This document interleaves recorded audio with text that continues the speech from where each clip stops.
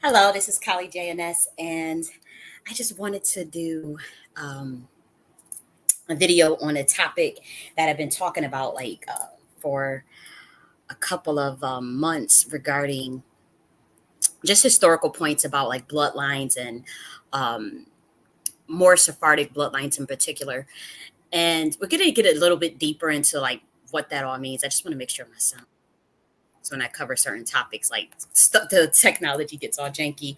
But first, I'll start by showing screen share. Let's see. We can start with this point actually. So in this, I had published a book recently. I would say about 2 months ago, possibly. Yeah, but December 30th, 2023, in which I talk about like Black American bloodline briefly, and that obviously we all share different genealogies. So I was specifically speaking on mine, but I do know that there are other Black Americans that also can relate to some of the things I say regarding Moorish, Sephardic, and indigenous bloodline. And so that just means many of us are descendants of certain uh, what they would call Black Europeans or Black Moors that had to come to America from Spain and Ireland as a result of exile. In Ireland, it could relate to the Norman conquest of 1088, and also the Jacobite Wars. And in Spain, it was when the Moors lost out there. And so many of them had came to America and set up shop here, partially as colonizers, some also as having camaraderie or familiarity with the indigenous people that were already over here uh, via speaking Arabic and Hebrew. So some of these bloodlines, they are they go back historically to ancient times, and so I was speaking about that in terms of the pre-Adamic civilizations, how it draws down interdimensionally from uh, obviously this cosmic realm into what we see now, um, being earthbound in terms of the Black American lineage and even African lineage. I get into this in this book, and it's a occult book. It just is, and um, it carries a lot of heavy information, transcendental meditations, historical facts relating to goddess iconography, uh, Yeshua, various cults, goddess iconography throughout all of the world, whether that was Africa, Asia, America, Europe. And so we covered that. But when I started to speak about certain orders, like the Order of Kali or the Order of Tahuti, that's when I talked about like how these bloodlines originally even came into existence. And so I noticed, and it wasn't just this book. I've been talking about this on my channel. I'll share this just frequently, like because it's something that is revelatory in my life, and so it's a topic that it really interests me. So I was going on and on about it. I know I'm not the first person to talk about Moors, and I'm not claiming that by no stretch of the imagination. I'm specifically this what you're going to see in the public atmosphere, and I'm talking to Black Americans specifically, is the consciousness of the more Sephardic royal bloodline, um, and that I know I brought it to the forefront because I'm hearing several people bring it up subliminally or talk about it and allude to it, and that's because I do know that a lot of my content, even though I'm very small at the moment, and I do know that my content is streamed, say, to other in an underground sense, where there is a particular group that is studying my work, and then I guess their job is like to ignore me or to act like they come up with the talking points. I'm not sure how it works in its entirety, but I do know that there is certain figures that monitor the content that I say and the work that I put out, and either we subliminally have a conversation about it in secret codes, or there is outright subliminal shots. Sometimes it's disrespect, sometimes it's not disrespect. Sometimes it's just them letting me know that they are aware of some of the stuff that I'm putting out. And so this is one of those moments where I know at least of two uh, Black American public figures, well, actually three now, that all of a sudden are talking about specifically Moorish Sephardic, Moorish Hebrew royal bloodline. Um, that is what that's the consciousness that we are going to be going in terms of like hearing these talking points. But I just want people to know, like, I brought this up in this particular book. Then on my channel, I had been talking about it here when this video was published 9 days ago. Psychology behind Psalms 23, so esoteric meaning and mind science. This is where I started talking about the breakdown of more Sephardic bloodline here, Hebrew bloodline, and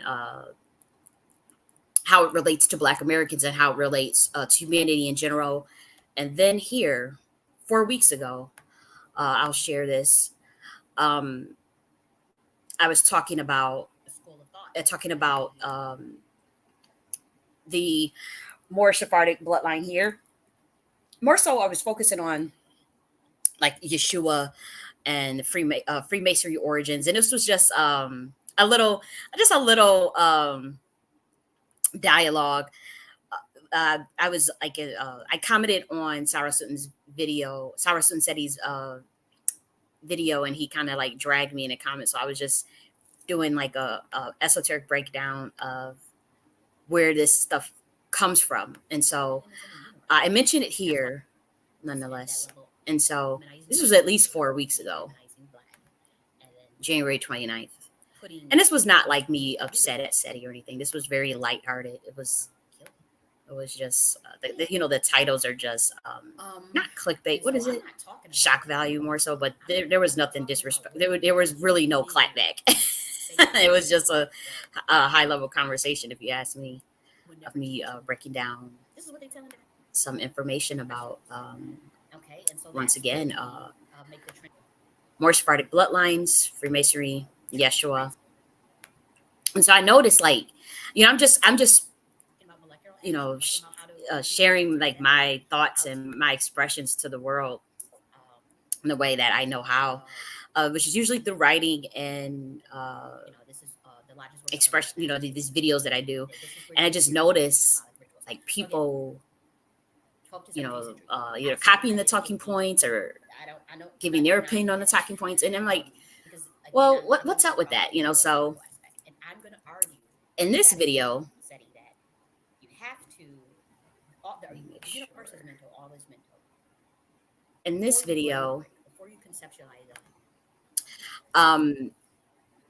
Tariq starts to like mention stuff about like the more Sephardic Hebrews. Now he's always talked about Moors in the past, in his documentary. So no one can take that away. No one can, I'm not saying that.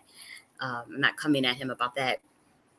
But I noticed that you were mentioning, okay, there was a conversation about religion popped up, and talking points about the Bible and Jesus came up and whatnot, and then talking points about the Moorish Sephardic bloodline came up, Moorish Hebrew. You're like, okay, so we're Moorish Hebrews, now what? We're talking about this religion thing, and now what? And I found that interesting because on here, I was just talking about this stuff in this video. I was talking about like religion and the Bible and all this stuff, and not in a sense where I was pushing it on people. I was just talking about the esoteric meaning about certain verses. And so I found it interesting. I'm like, well, it's not a coincidence because it's happened several times. I have the evidence like of it happening several times, of where my content is being responded to in a subliminal way. Here's another example of this. because I know people will probably be like, oh, you're just attacking this person out of the blue. And that is not the case by no means. And so I will share like some evidence of like what I'm saying. So it's like it at least give credence to like I'm not just we're not it's not just like, oh, these are just two people in the atmosphere that just happen to think about the same topics days and weeks apart. The same exact topics days and weeks apart. That's not what this is. This is much deeper. And so I'll show you. Look at this. Wait a second. I'm just getting my screen ready.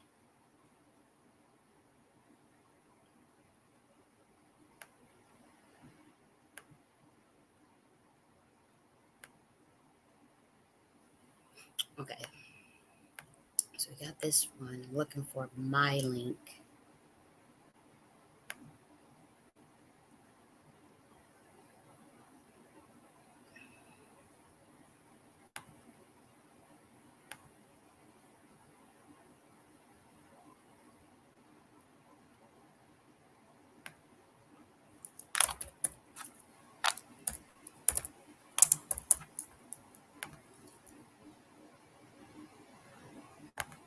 So on a certain day, I have it. I found it. Hold on, I'll get you the exact date because I'm just gonna share it. Okay, here we go. So this is just so you guys can see that okay, this person is not bugging. Like this. There's some credence to this. This day, 2 months ago. Let me make sure you can see it on my screen because I'm telling you, like they don't want this stuff getting out. Like that I'm noticing these patterns with this particular person because we squared up in the spiritual realm and we might have to do it again. And I mean no harm. We'll talk about all of that. December 24th. This is I'm sorry, December 23rd, 2023. Minister Farrakhan on Trump being good for black people. I did this video. You can see it right on your screen.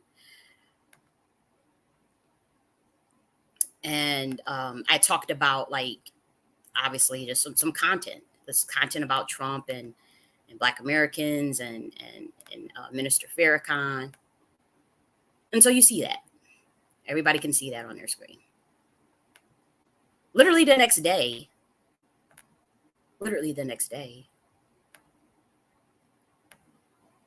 you do the same exact video. You can see the date, streamed live on December 23rd. Did Minister Farrakhan endorse Trump? Same talking points that I said in my video, which let me just make sure you can see it on the screen because I'm telling you, they be messing with this stuff. December 24th. Do you see it right in front of you? My video, December 23rd. Same title, same one day before, the day after, you do your video. Same talking points. Similar title, but when you listen to it, it's like, what in the world is going on here? And so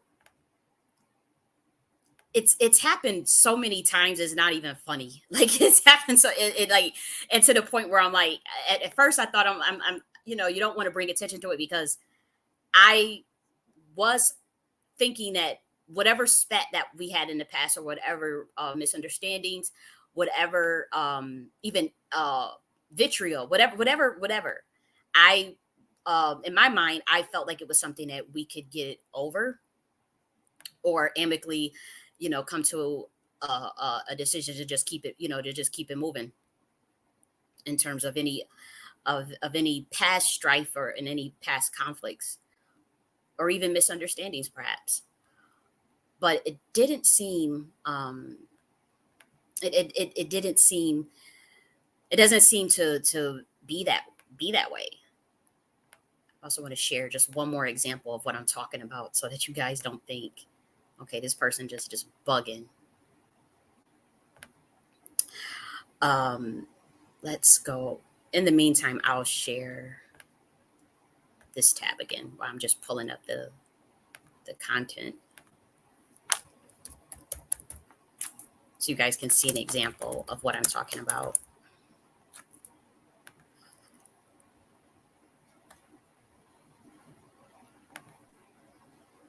Another example. Okay, so I pulled up another example. So this has happened so many times, and it kind of it's like I have multiple examples beyond this because then it gets into like the actual talking points, and then you're like, okay.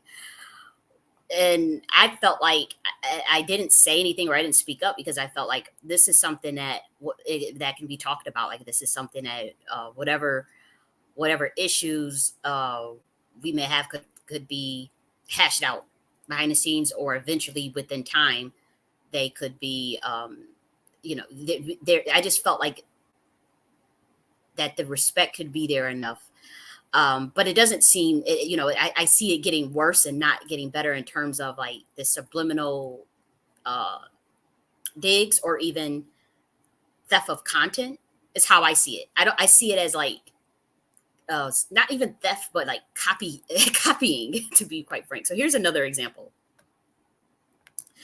Um, and I don't mind saying like throughout the years, your content on Black American identity and the idea of Black empowerment. I don't have any issue saying that throughout the years that your content had inspired me to do many of the work that I produce. I don't have an issue saying that, and it's very obvious in a sense as well. So I am mature enough to say, okay, this is the person, these are people, which I said in one of my videos. I list some people who throughout the years uh, had been influential in some of my thought processing. So here's another example. Pan Africanism is dead. Look at the date, August 13th, 2022. Now look, is Pan Africanism dead? After this, at 3 days later, you do similar titles, similar video, and very much coded, similar talking points. And in the end, particularly the points that I was making about colonization is what you use for those who like to play dumb and not act like they know what I'm talking about. When I'm talking about colonization in my video, you also talked about colonization in this video as well. But that thought and that concept came from my video. That was published 4 days before yours. And so I know that our community does not care about like this type of stuff or what's happening. And that's fine because of their perceived slight or whatever it's much, much deeper. This whole thing is so much more deeper than what anybody would ever say. And I'm not going to get into that. But nonetheless, I just find, so I showed you guys that to show that, okay, this is a person. I'm clearly showing you at least 3 examples of this stuff happening. So when I say that, when I say that talking points from this video, when I talk about like the stuff about the purest ideas, the esoteric versions behind many of these verses, behind the teachings of the Bible and whatnot. And then in this video, now this video was published first. Let's cover the date that it was published, February 17th, 2024. And so those talking points from that video and from the Sarah Sutton SETI video that I did, if you listen to the talking points in its entirety, which I know you guys don't have an attention span for like high level scholarly stuff, my audience does, but I'm talking about in general.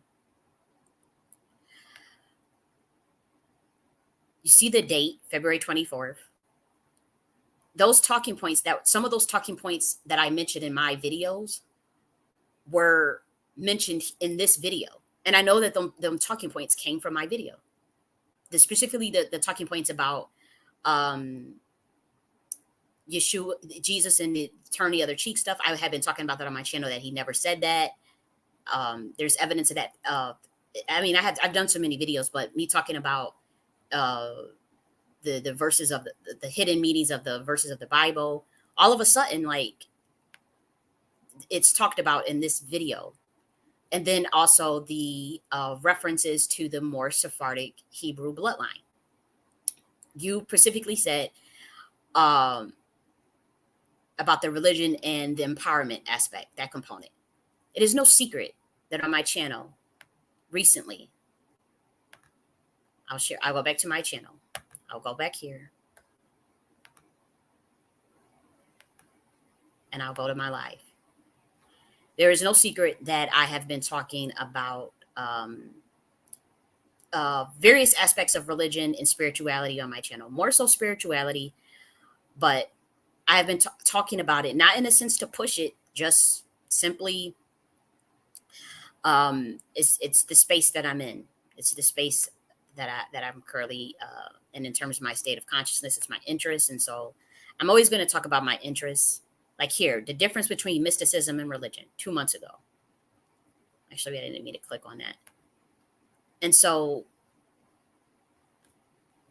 when I'm seeing like similar, like I just showed you examples of like the same video titles, the timestamps. There's so many more. Those are just like some of the more blatant examples, but then it gets into like the titles may be different, but then like there will be snippets of very specific talking points, you know, and it's just like, well, what's up with that? Like, what's, you know, do you feel justified to do that to me because um perhaps your perception, or perhaps because I don't have the following. Like I'm curious as to why someone would think that that's okay. So like you, just these talking points, like Black Americans must evolve the conversation politically, spiritually. Like my talking points are being usurped, and it's just like it's not in a respectful, to me. I don't see it as honorable, because of you know, it's, you do know who I am, whether you would try to deny that or not. You know very well, very much so, who I am. And so it's like I reached out to um, squash whatever, but as far as retraction, no. I do know certain things, and so as far as like me, you know, whatever, I don't know if you want me to give a public retraction. I'm not doing that. I'll give a public squashing of any misunderstanding of any, or even, you know, moving on, wishing you best. But like, I'm not going to just sit idle anymore and just let like stuff just ideas and my intellectual property get usurped. And because I don't have the same following or the same even pull, uh, then it's okay. It's not okay to do that to someone. And I just feel it's important to talk about it. I want to clarify on it, because it's happening so much. And you know that I had grew up listening to your stuff. That's nothing new. You already knew that. I reached out to you in 2015. You knew that. Actually, there's evidence that we've had contact with you when you were on the Ustreams in 2011. This is a fact. You had a person named Night Honor that followed you on your Ustream. You know this person probably still follows you on your Twitter. Night Honor. Study who they follow and look at their Facebook page. I read you had that person that followed, that used to be on your Ustream. Um, the rabbit hole goes too deep. I'm not even gonna go there. I'm not. I'll just say this: there is evidence, even as going back as 2011, that I had that we've had this. I caught into your show pretty much in 2011. Do you know how young I was? Reached out to you in 2015. You did get back sometimes, and it's not, no, like, don't try to make it seem like this is some person trying to get at you, or you know, that's not what this is. I simply like the damn DVD, so don't try to turn it into anything. It's clearly the other way around. I'm showing examples of me putting out videos with titles, and then you doing the same video very soon after, same talking points. So there's something going on there. And there's this mirroring technique. copycatting technique, the energy pull that I'm quite frankly um, annoyed with, because it doesn't have to, that energy doesn't have to be there. And so, nonetheless, I have been talking about spirituality and religion, uh, stuff about more Sephardic bloodlines and esoteric meanings behind the Bible and whatnot. You could just see it on my channel. Like, it's, I'm giving you at least two examples of me doing that, but it's so much more. It's here, Ascended Masters and Messiah. It's everywhere. It's just me talking about this stuff. The difference between mysticism and religion, right here. You can see that. Um, etymology of, so literally, when I say that, let me just get this off my screen. It's a lot going on here. So when I say that my talking points from my recent videos are being used in this video, even though obviously the title is not the same, I'm talking about when you actually listen to the scripted call-ins, as far as the person that even brought the conversation up about the religion. And you said specifically, okay, I want to know how it's going to lead to empowerment. I'm going to answer that question for you, because I know that was a subliminal shot at me, specifically because you were talking about the Sephardic Moorish royal bloodlines, um, and like you made like a joke, like, okay, you hear these people coming around talking about, yeah, we are Moorish Hebrew from Spain that came here, and you was like, okay, I'm not going to debate that, but what does that do for empowerment? I'm going to let you know what it does for empowerment, because I made it very clear. I'm going to let you know exactly what it does for empowerment. I've already put out my frameworks and blueprints of all types of stuff. And now let's get into it, because now I'm fired up. Let me let you know what it means. When I produced this work, it was to give context. It was to speak more so into the epigenetics of Black Americans and to more so of their cosmic DNA.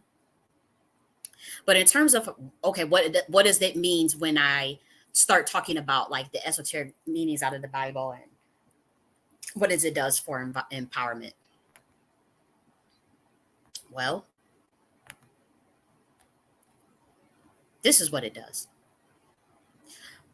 In terms of some of the light codes and the stuff that I was that I mentioned, when it comes to Black Americans being of, some of us being of more Sephardic descent, mixed with indigenous, mixed with, and I specifically, that's how I know it was a dig at me, because you specifically said, yeah, people are coming around talking about, we are Moors mixed with Hebrew and Islam. I literally said in my video, let me just get the video, talking about some of us are uh, Moorish Sephardic with indigenous that have Islam light code. Some of us have Islam light codes. I literally said that in my video. And again, I've been speaking about this in so many videos. It's so many that I can't even, in some regards, I'm trying to make sure that let's see, which one was it? It's so many. Like, I know I talked about it even in this one.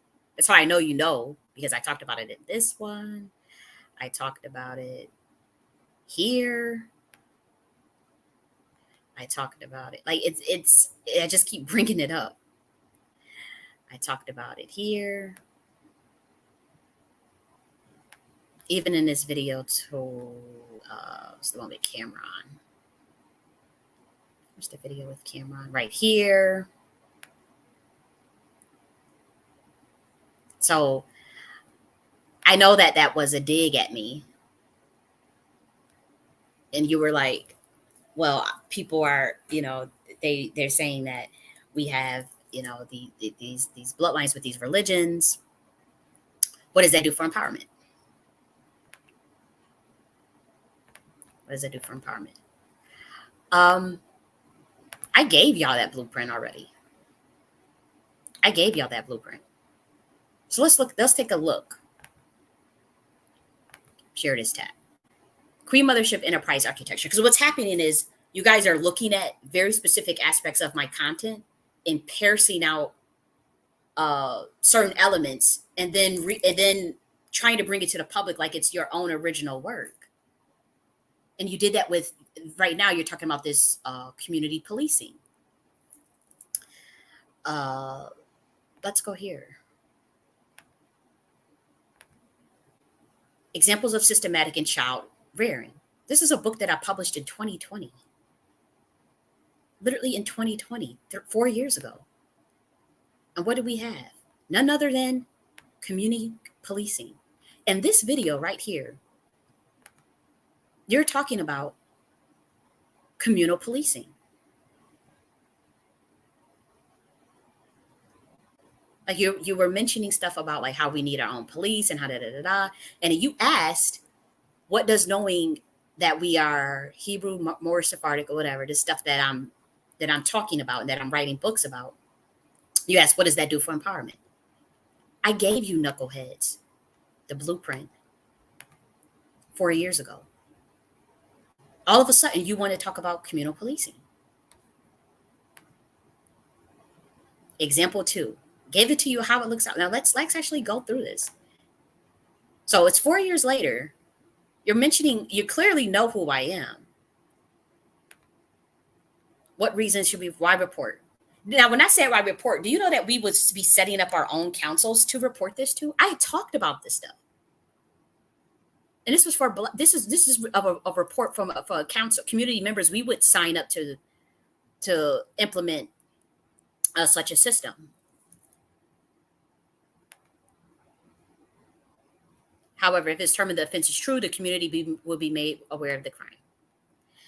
And so this is just one example. Like I'm just speaking that, we would have this Queen Mothership patrol, blah blah blah, and we would possibly even book lodging if it was a report where somebody needed to, be separated from someone in the community. If she can't call 911, I was saying we should handle some of this stuff in house. And that we could even provide like a 96-hour stipend for our own people. Like they get in a domestic dispute, like say somebody they call the Queen Mothership Patrol hotline. That's when we would do an investigation. It would take 72 hours for us to do this investigation. If she needs to submit an emergency shelter request, we would all handle that. We would all handle that in-house pretty much. Communal policing. You literally see me talking. This book was published, just so you guys, because maybe you guys don't think that this book was published in 2020. So let me actually show you evidence of this book being published in 2020. The reason why I'm doing this is because I'm noticing this thing with me where it's like people trying to bury my legacy because of me calling out certain things and then just trying to take stuff though. And so I have no choice but to act out in this way because it's my livelihood, it's my legacy, it's my birthright that someone is like literally harnessing or trying to siphon off of, instead of just a person that I reached out to collaborate on in 2015. This person had his team reach out to me in 2023. Yeah, 23. So I'm just curious. I'm confused as to where's your thought pattern. Like I'm trying to, like, are we cool? Are we not cool? Are you my enemy? Or is this something we can get past, or is this not? I can get past it. But if you can't, or if you can't be honorable, or if you cannot find a way to, move past what I'm trying to figure out what the hell that's all about. I'm 32 years old. I am a accredited scholar. I don't understand like why someone is taking content or copying and then not giving credit to what they're to, like that is strange, because the person doesn't have a following, or because the Black community has decided to make me like this black sheep or something, in this occult way, and I won't get into the esoteric stuff about this. I'll get into it a little bit, but not while I'm talking about this. I want to keep it very evidence-based. So here, 19 Queen Mothership was published August 22nd, 2022. You could literally see that on your screen. So me talking about, when you say, what does it do for our bloodline? I've already told you what it do for your bloodline. This is communal policing. Until our organizing ability is fully realized. This is me. This is the shit that got me on a watch list. This is the shit that got me assassinated attempts on me on my life. And this is not even nothing compared to the stuff I was producing. I didn't care because I took those hits. I thought niggas was serious. I thought we were serious about this stuff. Queen Mother graduates her son into manhood. She must knight the black man at age 19. You know, and I know a lot of the black women was like, that's kind of like, it's real male identified. I'm not male identified at all. I'm all about the divine feminine. But at the same time, I know that my roots, in terms of melanated cosmology, and even my bloodline necessitates a certain way of moving about between the divine masculine and the divine feminine. And so a lot of my content, when it comes to Black American culture, we carry ourselves very differently, I notice. And so what people may perceive as, oh, coddling, this was not me trying to coddle. It's just more so to have structure in this community. Preserve, like this is content that I had produced. Communal policing. Let me go here. Okay, that's not the one I want to. But you guys at least see that this book was published in 2020, and I was talking about communal policing here. Now you're talking about communal policing in 2024. Some shit that I talked about in 2020 and I'm gonna elucidate on this point more about communal policing.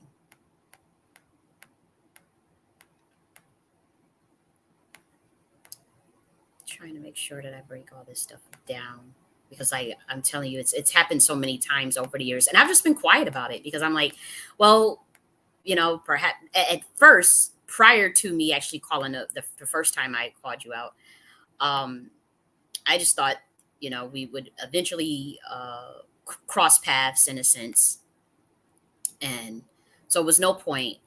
To me, I just felt like, okay, whatever. But let me show you this. Why it's even more important when I talk about this communal policing. I produced this. Let's share this. This book right here, Queen Mothership Enterprise Architecture Guide to Rebuilding Black America. I produced this January 28, 2023. Everybody can see it on their screen. And so in this book, what was I talking about? No other than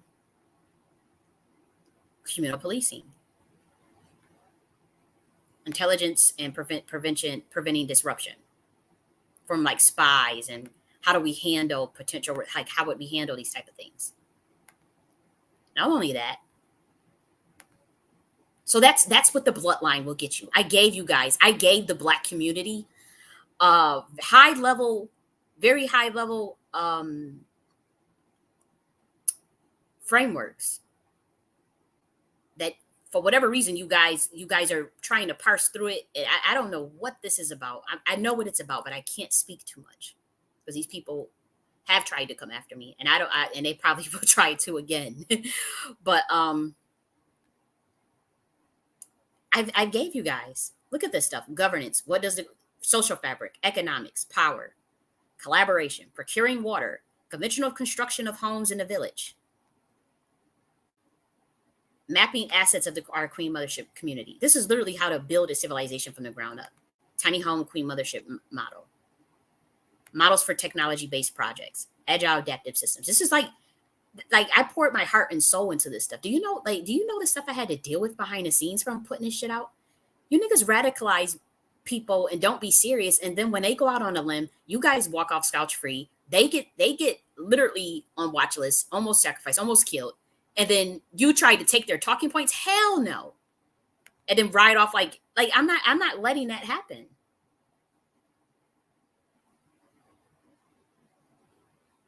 Where's the defense chapter? There's a whole defense.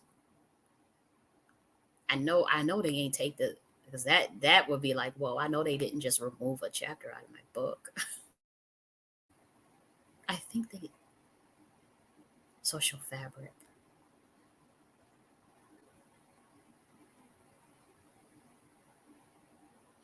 Let me just, it's that strange. Spiritual development. Here we go, right here. Spiritual development. Talking about all of these things: land acquisition, land conservation, economics, types of economies, barter economy, defense. Here we go. Defense. That's what it get us.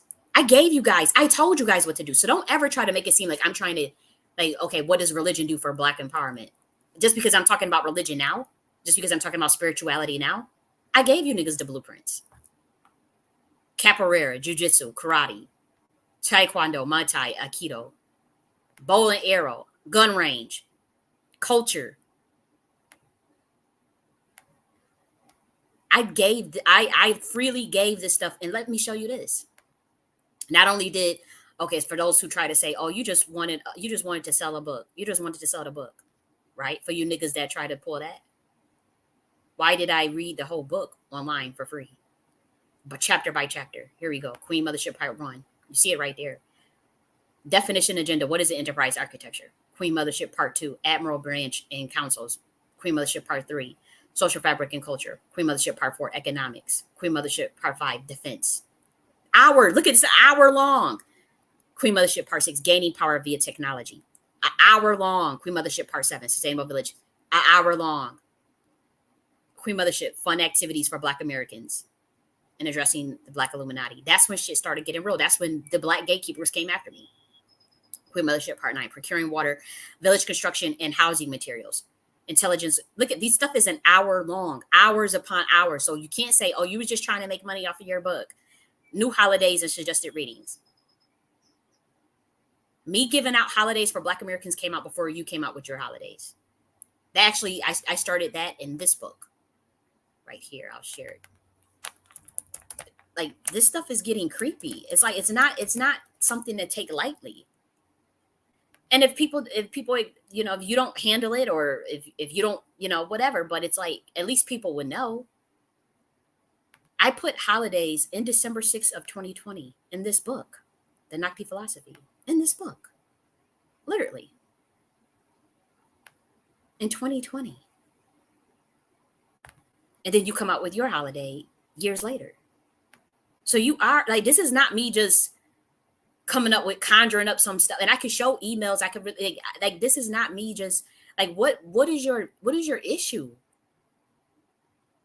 Like, why would you, and if someone reaches out to work with you years ago, why would your reaction be, okay, and you see their content, you see their work. Why would your reaction be, let me just like copy or take and then play it off like it's your ideas? Like, I just don't understand it. And you, maybe perhaps you said because I know for a fact that you were following me since at least 2000, when you were a young girl, when I was 19 and 20. Yeah, that's true. But I have my own intellectual property. Like my intellectual property is my intellectual like this stuff. There is not one soul on this planet that came up with a lot of this stuff that is in this book. Not one soul on this planet. Now, obviously, other people talk about these things like a gun range. Yes, there's Black Americans that talk about the gun range and culture. Of course. Of course. Of course.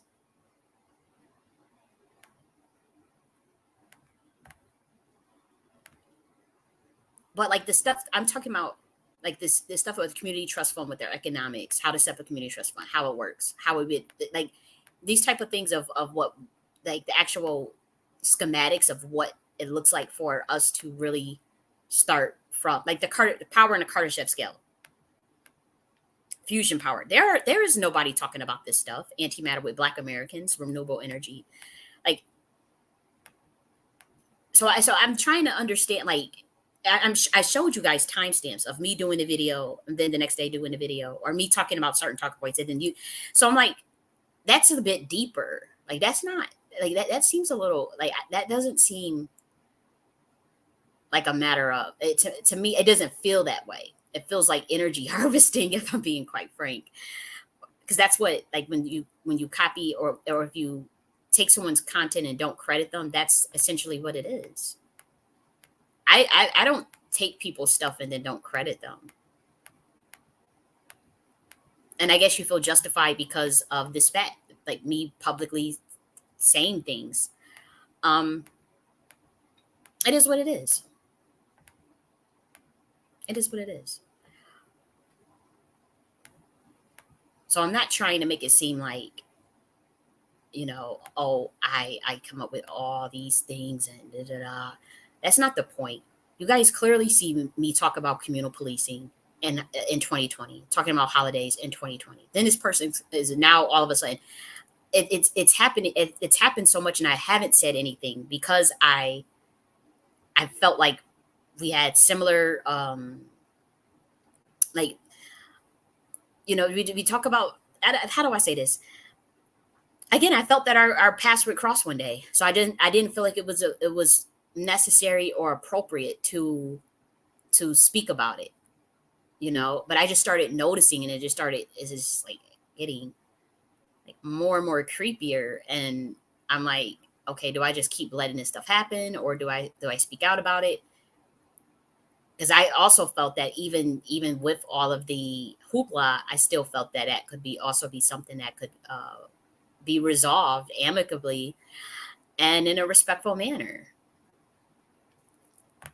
And so I gave you guys ideas about stormwater collecting rainwater snowball. No, I'm not the only person. There are Black people that actually do this. They'll never be mainstream, or they'll never get credit for trying to do these type of things in our community, or it's already here. There are Black Americans that do these type of things. And so what I was trying to do was get these ideas in the collective consciousness of millions of Black Americans. That's my only goal, is to get us to be thinking about ideas of self-sufficiency, um but you do that by awakening of the consciousness to a higher level. Black Americans must ascend consciously, that is off of the Kardashev scale, to be honest, and off of the backdrop of this system. It's as simple as that. I've been talking about creating parallel infrastructures for Black Americans for years, and so that's really that's really what I um, it was really the purpose of me even coming forward with this type of material. So here's a women's safe house program, Queen Mothership Patrol. When we're talking about logistics of which each Queen Mothership village should include, these are just pretty much intentional communities, little small cities of Black Americans in various pockets of like the United States and whatnot. Theoretically, this is what this will look like. It would be nice if you get like obviously all of us on board, but most of us are brainwashed. Most niggas ain't doing that. And so like the Queen Mothership Patrol is community policing, preventing crime. Back to my point, establishing neighborhood watch program. Um, so I've already talked about these things. We need our own patrol. So when you mention communal policing in this video, like as if it's like some new something you just thought about, you got that from I talked about Queen Mothership Patrol on my YouTube channel. Like this chapter was read verbatim in a YouTube channel on my YouTube. Sorry, this one right here. This chapter right here was read on my YouTube channel about communal policing, preventing crime, establishing neighborhood clubs, babysitting co-op, organic food co-op, established community garden. Like this established neighborhood composting and recycling. This is stuff that we would obviously need to do.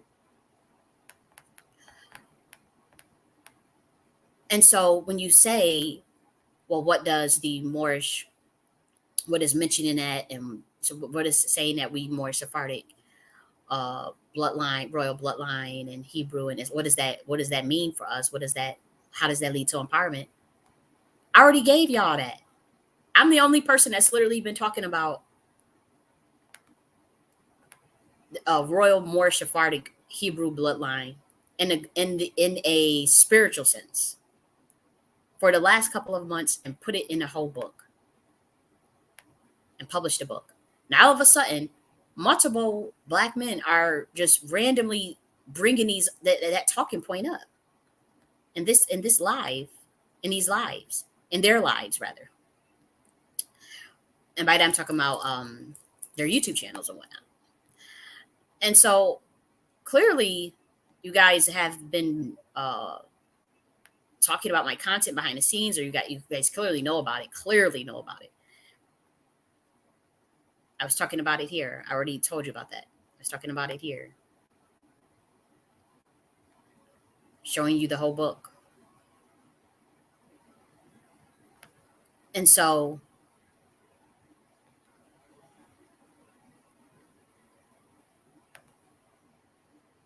when someone throws subliminal dig like that and don't think I'm going to catch it,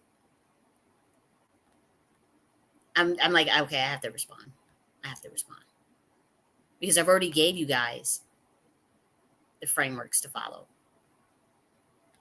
It's not my fault you guys weren't serious. It's not my fault that people are playing around in this space. And that's why I did pivot and start talking more about religion and spirituality. I almost got my ass fucking killed behind this stuff. I can't do it. You know, there's not enough protection of someone like me in this community to be able to do it. You know, but I've already poured my heart out. I've already given as much as I could to this community. I've done more than enough. And but to see like my talking points, I just showed you evidence of the videos of the same titles and stuff, just to see that if someone that is old enough to be my father, like someone that is like 25 years my junior, like copying my content, and it's like, well, how long do you think that you can do that? Like I'm just curious as to like, why not just mentor that person? Like why not just, help that person along? Why do it that why be so underhanded like that? This was happening before I caught, even before our tiff. That this was happening before our tiff and riff. I just ignored it. I just was like, whatever. And then I started really researching. I'm very clairvoyant. I can see things, and I found out some things. And so I called it out. And I have a deep understanding of how this system works. It's not all that meets the eye. It's not what people could ever imagine it is. And so whatever my take on how I approach you, or even how I relate to you, that's nobody else's business, because I know this whole thing is so much deeper. You know it's so much deeper. So if the average person has their head buried in the sand or just unaware, there's no judgment on them. There's no judgment on anyone. It's just I've made my peace with what I know. And I don't feel the need to attack anybody for it. I don't feel the need to publicize it. I don't feel the need. I don't care. That's what I say. I don't care. I don't care. I'm talking in code for those who say, "Oh, look, she's trying to play that role." But you know very well what I'm talking about. You personally, Tariq. About what I know and the things I know. I don't care. Because I do see a very, very, very, very, very, I don't want to go there. I do know a very, very, very different aspect of some of the things that you can do and who you are. I'll just say that. And likewise with me. I think that you know exactly what I can do. And you've come public about you doing your root work and being into the root work, and I commend that. But yeah, you are a warlock and a very powerful one. You're not more powerful than me, but you are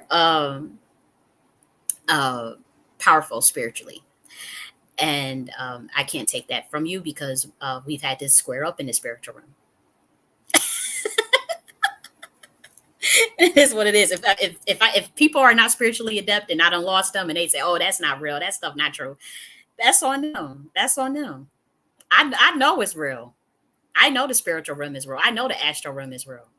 I know that there are interdimensional beings cosplaying as human. I've been very open about that. I know that there's more to that meets the eye. I'm not going to put anybody's business out there, so nobody have to worry about me talking too much. You don't have to cut off the videos or whatever, but or mess with my streams and start trying to make it sound choppy. But I don't think it's cool that you're doing this shit. I don't think it's cool that you throw a subliminal shot and at me, or even take certain content talking points and pass them off as your own. But because I'm smaller, or because you feel like, oh, I'm justified because she did this. She look. You know what this was all really about. I didn't come for you first. I just know that I didn't come for you first. Well, you know that, and I know that. I reacted. It might have been messy. It might have been sloppy. It might have been obnoxious and immature. Sure, I'll take that. Yeah, well, it could have been obnoxious and immature for me to come at you the way that I came at you publicly. I know that I was under spiritual attack. I know that I as a clairvoyant, a very gifted clairvoyant, I could see things of what was going on, and plus I had evidence. Like I just showed videos before I even called you out publicly of my titles of my videos and talking points being your circle. So it's not like I'm just out here just and it's so much more. I have a whole file, but because I didn't want it to get to this point. I didn't want it to get to this point. No, I don't. I'm not a messy person. Do you know how much information I know on people or have or conversations? If I was messy, do you know how many people's business will be all out in a stratosphere, in the atmosphere? I don't especially in the reparation space. I've never ever put anybody's shit out there. As many behind the scenes messages, conversations with people that I had, people I know have talked shit about other people, and now they all in their face. I ain't never say, oh, I never sprayed people in the things they told me. People have told me very personal stuff about their lives. Very, very, very personal stuff. I'm not that type of person. It has to be something really extreme. It has to be something really dark and extreme taking place to where if I would have to go after somebody publicly like that. Or sometimes I'm just, uh, having a lovely love splat, like with when I did the video with Cyrus and Seti. That was just playful. I know he wasn't. I know he. I was just, I'm always going to support him, but that was there's no beef there. When I did the video with Cyrus and Seti, I was just talking about the stuff I had said in his comment section. Same with Mark Lamont Hill.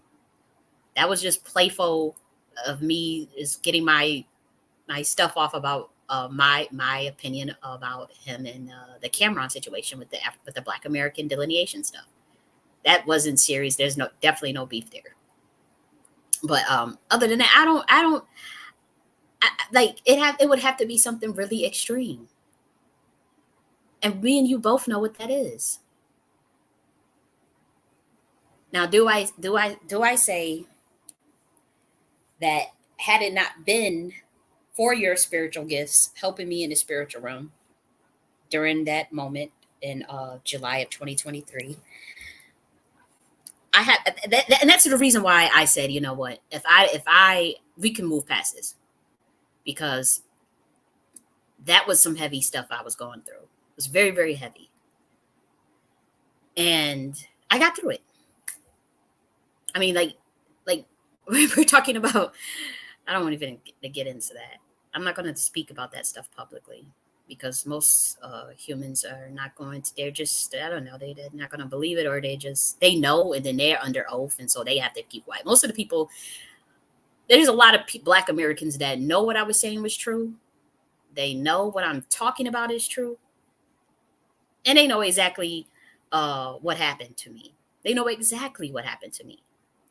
However, they are either under oath, they cannot speak out, or they're scared. Or they were the ones that sold me out, and they're the ones that were in on it. They were in on it. um, and so it's unfortunate for our community to, it is what it is. I'm not a black sheep though. I'm letting y'all know that now. I'm not the one where y'all can come and siphon soul energy or content, intellectual property. I'm not that one. I'm telling you, y'all gonna have to kill me because I'm going out fighting, and then on the other side, I will be fighting. I am very, very, very powerful esotericist, and most of you guys know that. When I say most, I'm talking about the ones that small audience, or the people that try to blacklist me or blackball me. Those are the people that know. Uh, People who are the ones that have tried to that have recognized, okay, this is who this person is, this is who she's linked to, and this is what her father did. This is what, you know. I guess y'all still got a bone in your ass about my father abandoning that secret society and leaving that secret society. So he claimed. This is what he told me. I don't know how true it is, but this is at least the words that came out of his mouth that he left. And so they put him on the list, and I guess they decided to come after his kids. That includes me and my sister. And so this stuff has been going on with me for a very long time. And a lot of you guys knew about it. I have text messages in my phone that my friend admitting, a best friend of 20 years, literally admitting that they knew. She said, nobody cared about you. Nobody cared of what we was doing to you. We all knew. Nobody cared, but she named the specific person that you are cool with in a reparation space. How would she know this person? She literally just, so I know that I'm not bugging. Like I have text messages from multiple people, and so even it gets deep. It's very deep. But nonetheless, anything that when I came out publicly saying that these things were happening to me, I know the people that were involved in it. I wish it was revealed to me on a clairvoyant level, and by their own sloppy recognizance and their own sloppiness and desperation. Um, they've either admitted in so many terms, or broke character, or broke face. And so, you end up finding these things out. And I'm not attacking you. I just find it abhorrent, and I find it quite sad that it comes to this. Like I would have never thought that. I tried to reach out to make it right, but I don't think you deserve that. I don't know. And again, I think that knowing what I know spiritually, and knowing who you are, knowing who I am, I do think that there was space. I do know for a fact that you have given me information on how to navigate what I was going through spiritually, and to navigate what was happening, so that I do. And maybe this is foolishness. Maybe people would judge me, or maybe this is, and maybe I don't have all of the details. But when I was going through that, there was certain information in the astral realm that was given to me by you that helped me essentially get through that. And so that I'm grateful for, because I know for a fact that, to be honest, they would have had me like some Wendy Williams or some shit out here right now if it wasn't for that information. And I truly believe that MK Ultra spell and that shit that they do to people with the DEWs and that shit is real. And I was going through that. It was an assassination attempt. and I didn't know how to get through that. And so there were people astrally, other occultists, priestess, pastor. This all happened this in the astral realm that had to assist me through all of that and help me get through uh, what was going on with those. I'm serious. Like, if a, I can't even get into all of that. For those that's listening, and be like, why is she skipping? Like, why is she not? Why is she being so cryptic? Why is she being so cryptic? Why are you not just telling us? For one, some of you already know. For two, yeah, my life was in danger. Like, so yeah, you're not. Yeah, like these people came after me.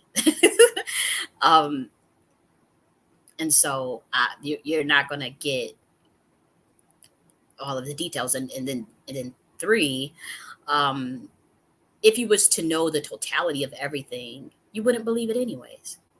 You wouldn't believe it. So it's not even any point of getting into it. All in all, my main point is that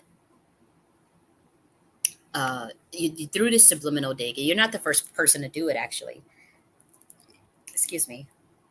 I would say within the last 3 weeks, multiple people, I've noticed that people are like, these people coming forward talking about more Sephardic royal bloodlines, and I don't know about all of that or what that's going to do for Black empowerment. And I'm the only person that's talking about Moorish Sephardic Black royal bloodlines. Yes, people have talked about the Moors. That's not my point. Yes, people talked about Moors. They have not talked about Moorish Hebrew bloodline.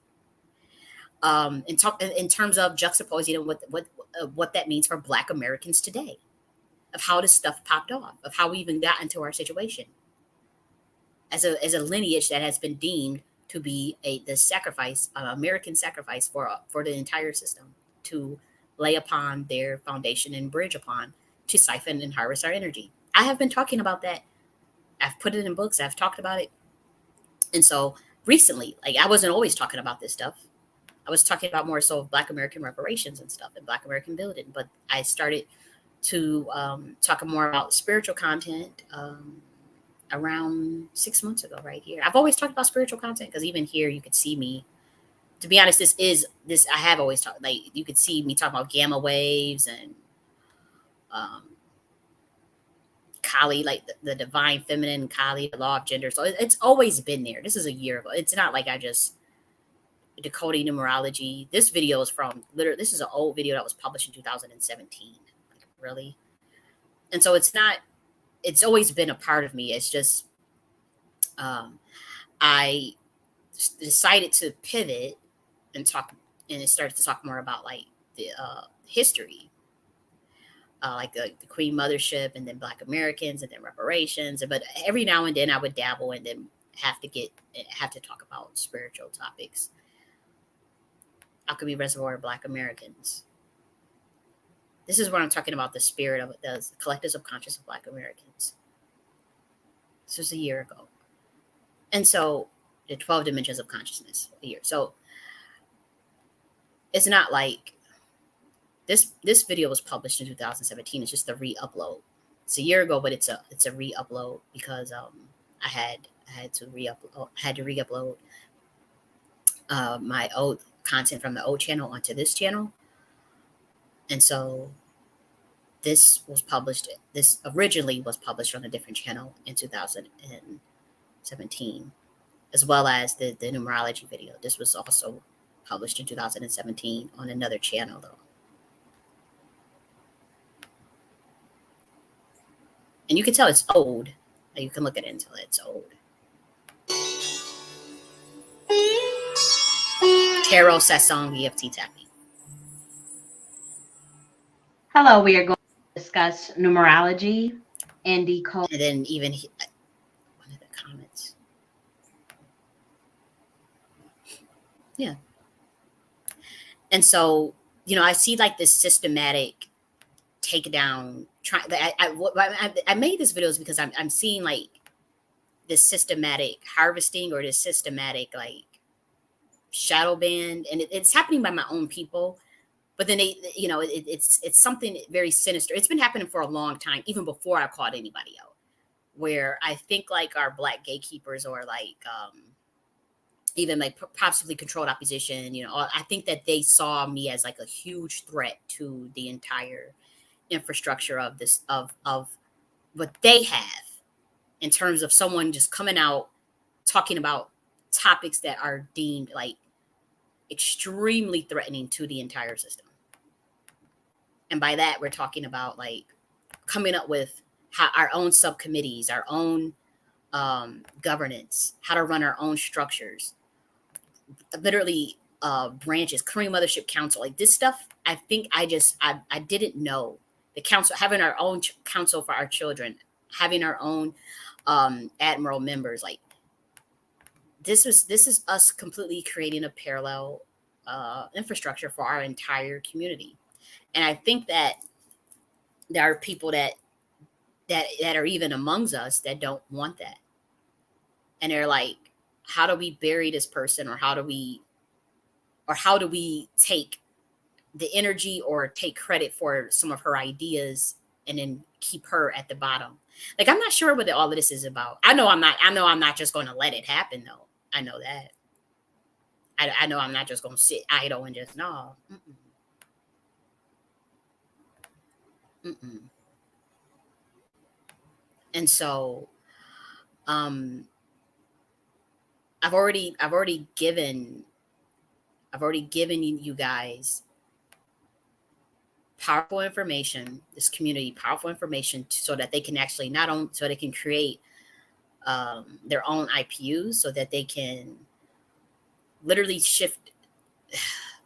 You shift this book literally teaches you how to shift a state of consciousness to control the content of your mind, so that you don't fall prey to mind control system and the things that they have been utilizing to infiltrate our communities. Luckily, we are getting more spiritual, but um, all of this will make sense.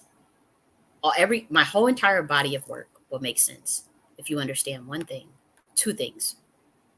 If you understand two things, I'm talking to any future Black American that may watch this, any Black American. This whole entire body of work will make sense if you understand the following. Okay, that the universe is mental, and that all is energy and frequency. This is how you guys will evolve consciousness enough to be able to create your own ideal parallel universe. And by that, I'm talking about uh, your own structures, into which you can get out of this quote unquote system of white supremacy. The reason why I say quote, there is a system of white supremacy, but it's Black people that run it with them. You'll never be able to convince me otherwise. There are Black people that run this system, that help these people run this system, and they are in on it, and they will play on your top, and they are the first. They are possibly more powerful than the people that are even running over you. Again, it's not all Black Americans. It's not all Black Africans. I'm not saying it's not all of us. I'm saying that this system, white supremacy, I know for a 100% fact that it's being backed by Black nobility that sold certain bloodlines out in Africa and in America. And they are still in power, and they are still in line with them. Some of you call them the Boule, some of you call them the Freemasons, whatever. Whatever you want, however you want to look at them. Some of it is way deeper than that, and that's nothing. The Black Boule, like, that's nothing. They are powerful when it comes to this system of being able to lock you out, or being able to blackball you, or target, harass you, like they're able to do that type of thing. But as far as like on a totem pole, there would be like mice probably, and compared to what I'm talking about. We won't go into that because you're not ready. This is why many of the secret societies and those at the top are studying my body of work in this content, because in this book, I go in, I talk about the highest levels of how the hidden level that was hidden from humanity. And in this book, I talk about it. The Order of Kali, the Dragon Riders, the Cult of Tahuti, the pre-Adamic civilizations, the Atlanteans. We go deep. I hide nothing. We go deep.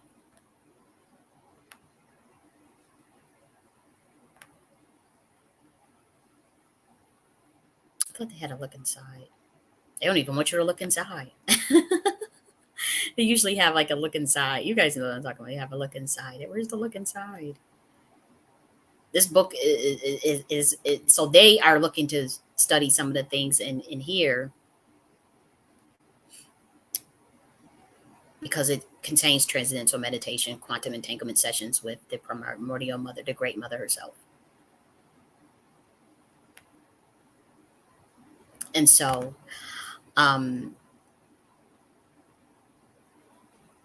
they are trying to understand some of this information that I'm talking about from the highest level. Most of it is a lot of it humanity knows. It's just that we're talking about when we talk about the chaos intelligence realm and the highest levels of certain information that has been hidden from humanity in terms of the dragon riders and the order of Kali and whatnot. That stuff is being revealed.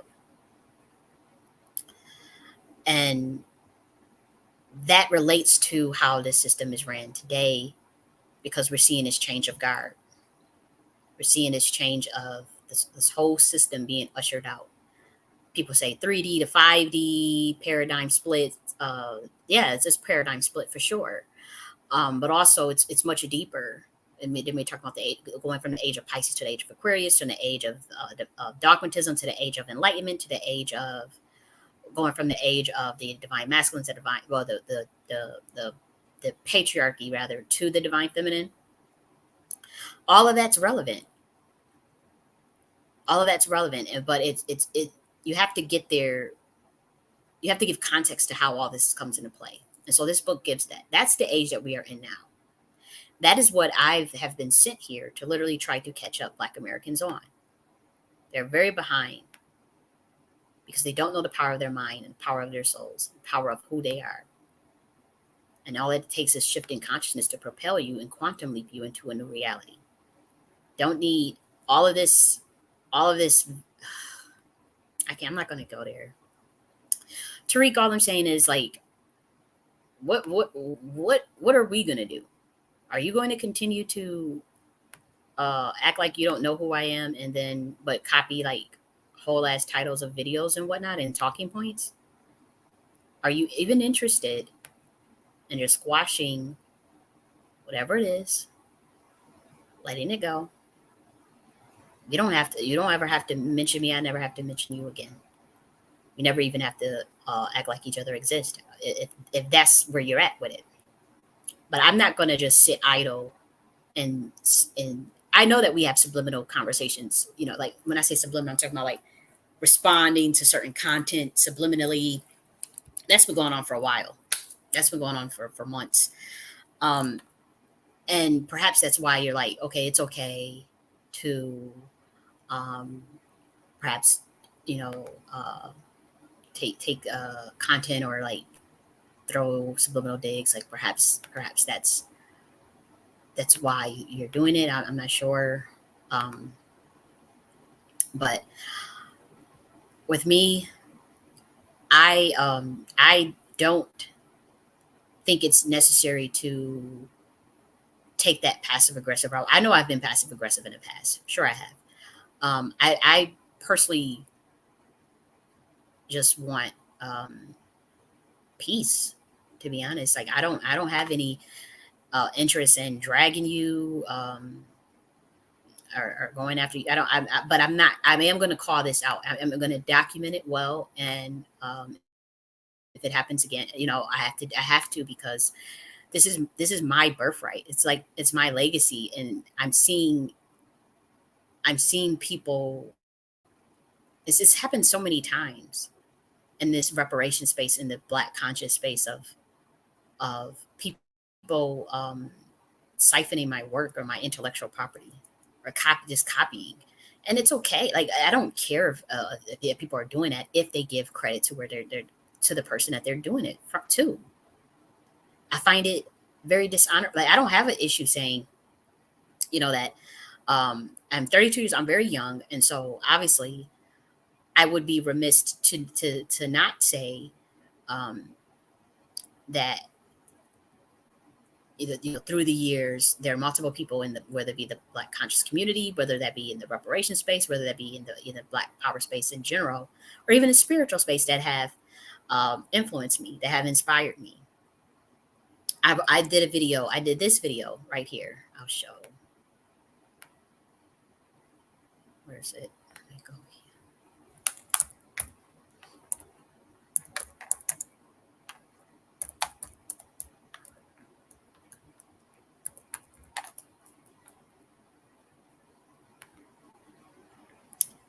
I did this video. Shared this tab. Let's go here. Recently, where's it go? This copycat, the danger of copycats and harvesting spiritual credit. I literally listed about probably like 15 to 20 people that have influenced me throughout my life, and had no problem doing it. I didn't feel like it took anything from me. I didn't feel like, like I have such a unique body of work that no one could, that no one could dispute, that it doesn't, I don't feel threatened. I don't know. I don't feel anything to just call out the people that have helped me or that have influenced my thought process. Technically, and through all practicality, through all, just through all logic, you would be one of those people. But to deny that my work is not a unique body of work, now that no one can do that. This is it's a unique body of work, and I don't feel threatened by anyone. And so that's why I don't care to say, like, okay, this person influenced me, but I took what I liked about what they said, or and took it to a whole nother level. Then trusted melanated framework for empowerment, like alchemy, reservoir, black America. This is unique work. And so that's why I don't know, like I don't know. I don't understand people who can't give like, I just, and then, okay, so maybe you feel like, oh, I have beef with her, or I don't like her, so I'm going to do this because I don't like that girl. Um, I guess maybe that could be someone's justification for doing that, you know, or she's a woman, or I don't know. I'm trying to really figure out, like, what the hell is all this about? I'm really trying in my mind, trying to understand why people in that Black reparation space, because you're not the only one that does it. Like, why would they just pinpoint on me to be like, we're going to take this content and then just bury her? Because I wouldn't play ball with, I guess, whatever secret society, whatever little occult stuff was going on, or whatever odd stuff, wanted me to be a black sheep, wanted me to sacrifice for the community. I don't know what I'm not doing it. For what? I'm not doing it. I'm not transferring my energy. I'm not. Why do I have to transfer anything? I'm not. Hell no. These are my gifts. This is my birthright. And so, yes, it gets deeper. I know I'm speaking in code, but for those who know, you guys know. But I'm not. I'm not letting. I'm not letting just people, steal my content. When it don't have to be that way. It just never had to blow out into that type of mode. Like, I understand being influenced by someone or being inspired by someone. That's totally different. I'm not giving anybody. I'm not like, this is the occult. Like, this is real shit. Like, Black Americans who don't know what the hell's going on. Like, this is how energy siphoning happens. And it's happened so so much where I'm like, I have to just speak out about this. Like, okay, do you still have this beef in your head? Like, what is this about? Are you People are scared of the stuff that I know. They know that I'm clairvoyant as hell. They know that I'm very, very intelligent, or the likes that is very rare, and not intelligent in terms of like white supremacist IQ system, GRE system. No, we're talking about way above that. Their system is based on deception, and um, it's a locking out of certain forms of intelligences that they discredit. But even by their standards, I would still be considered um, intelligent. But beyond that, and so I think people are like scared to death of me. Like, if I here's the thing, if I wanted to put my mind, I don't wish anybody ill will. I don't come after nobody. I don't seek to take from nobody. I feel like people deserve their blessings and people work hard for what they have. And um, I bless people. I don't curse people. I don't have that in my heart. People do that to me. Um, and it's devastating, but it's like, if I wanted to, and I know people know this, if I wanted to put my mind on someone in a negative sense, very horrific things will happen. Um, so, and I never put my bad mind on you. When I did get upset and did it for like, and it got upset at you,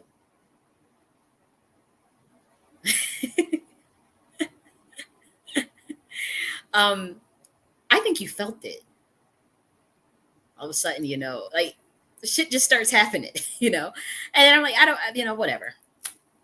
I've never wanted beef with that person, and so in my mind, I'm thinking, okay, I never want to beef with that person. I don't have any ill will towards that person, so move on. But I don't sit and just think like I don't know what that feels like to just sit unless I know somebody is literally coming for me, or somebody is attacking me in the spiritual realm or some shit like that.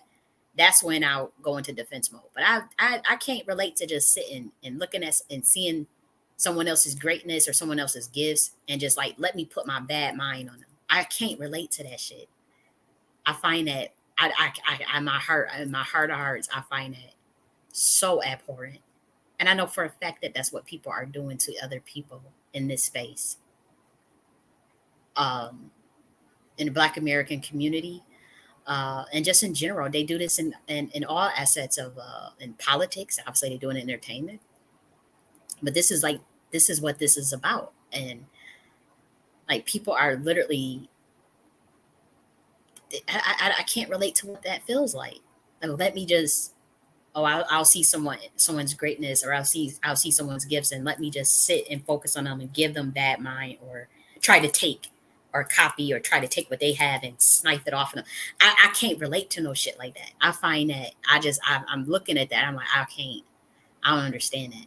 That's creepy from my perspective. And in that reparation space, that's what they doing to each other, man. If you don't realize that, most of them, a lot of them people in that space, they are occultists, they are warlocks, they are wizards. They don't hide it. In so many words, they may cover it up, but they'll tell you that they're ceremonial magicians, that they dabble into hoodoo, or they're actually like literally on high levels, part of the secret societies that practice ceremonial magic. This is a known thing, and they're in the reparation space. And so I come in naive as hell, renegade, uninitiated, uh, chaos magician, chaos energy of the divine feminine, scholar, clairvoyant, wanting to help my people, willing to do anything that.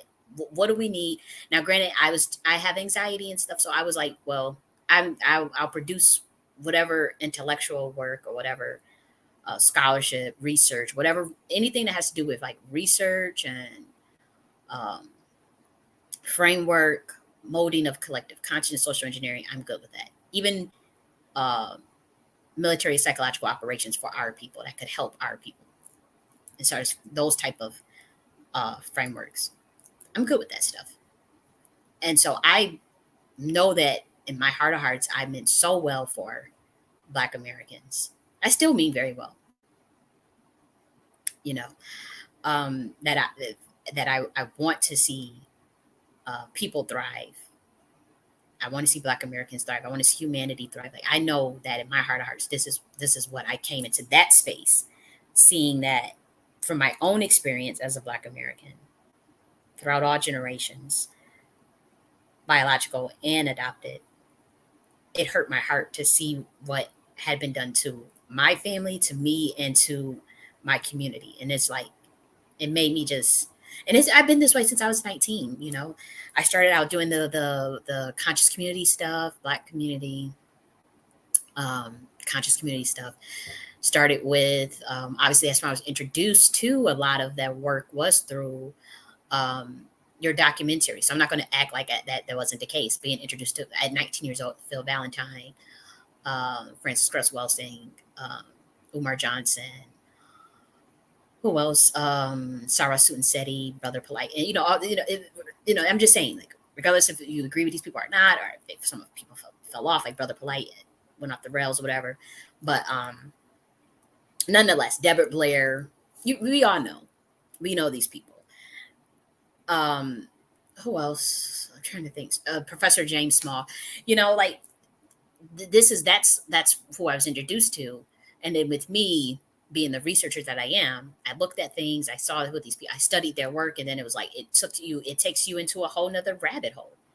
That's when I found out about Dr. Sebi and find out about all these other things, like all of these other magnificent minds, John Henry Clark, Dr. Ben, like at 19 years old, 20 years old, 21, 22, and it never stopped. This was just that was my base level framework for understanding knowledge. It came from my own community. Yes, I went to university. I went to several universities. I went to Buffalo State College, Buffalo, New York. I went to Columbia University, also in New York, and I went to Georgia State University. And you know, by their standards, would be considered, this whatever, But my framework of knowledge production had always stemmed from Black Americans, and I'm very grateful to say that. Very, very, very, very honored to have not been one that gotten so brainwashed, you know. And so that's why you'll see something like, coming up with Tut language for Black Americans. Celebrate the essence of Black American culture. This is why I'm able to produce these things freely. Me being renegade and not being bought and owned, or not having handlers, or not having to take a deal, or not having, I'm able to produce, and I take slack for it. My stuff is buried by my own community and by white folks. Because the gatekeepers in this community are like, oh no, that bitch is too radical. She riled up these Black Americans and they gonna start talking about, gonna rile them up. AFES and DAO driven learning communities, foster collaboration. I'm still working on this. I'm building this stuff out. But I take hits, professional hits, blackballing hits, all types of stuff. But I'm a god. And so I understand how to navigate these things. But there's no person on this face of this planet that has thought of a university and a DAO system together using it doesn't exist. A DAO driven learning community university. This is what I'm trying to build out.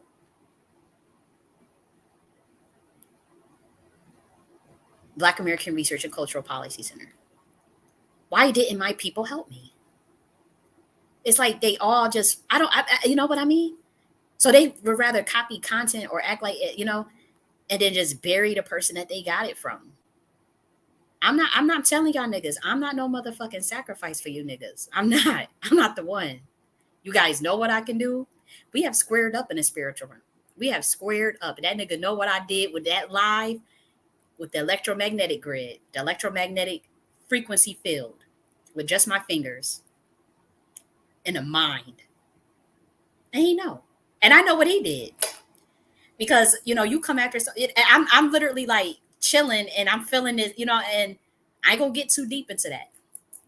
But when I messed up the electromagnetic grid of your network, within 5 seconds of me doing it, I couldn't make a phone call, not even, like, he shut I don't even get into that, but my stuff was all messed up too. I couldn't even dial 911 if I wanted to. This is how serious this stuff is with these occultists. Y'all think this stuff is a game.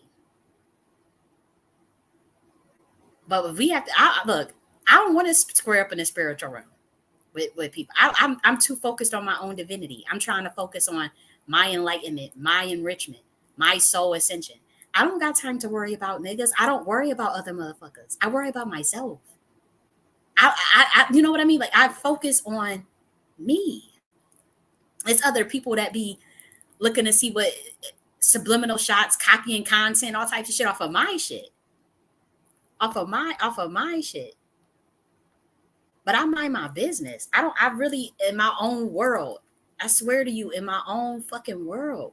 I be in my own little frequency of Kali J.N.S, my own little galaxy, my own, and it allows me to uh, be brilliant and to do the work that I do. And I freely give. I give to my community. I give so much love and so much peace to my community, and you know they try to play me like I just lost my, you know, like that. Oh, she just lost her mom. Like, no, y'all motherfuckers came for me. These fucking Masons and these cultists and these covens and these Eastern Stars in the reparation space. No motherfuckers came for me. That's what I'm trying to tell y'all, stupid motherfuckers. And I know I'm getting upset right now, so forgive me because I'm not talking to my audience. I'm not talking to you that's listening. But it frustrates me because I'm screaming from the rooftop of what happened, and like people are playing dumb because they in on it. Because they in on it. That's why they literally thought I was an easy lick in the spiritual realm. They thought I would be an easy lick because they see somebody that's not initiated, not protected. They thought, you know, they thought from their standards I was not protected because I don't have the connections or the access, or I don't have a backing of a secret society but helping me. I don't have a brotherhood. I don't have a sister. I'm just out here by myself as a renegade. I don't have that. I got God.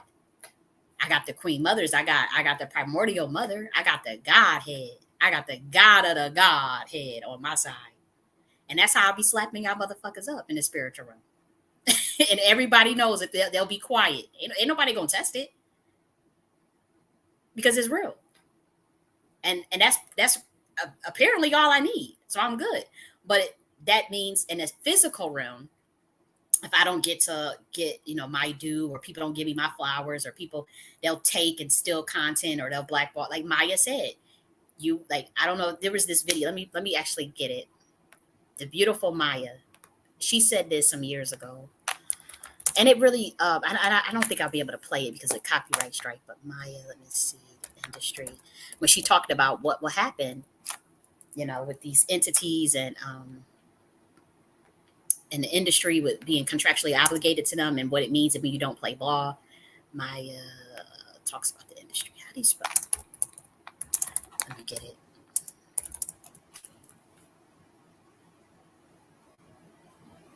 This video right here. This was 7 years ago.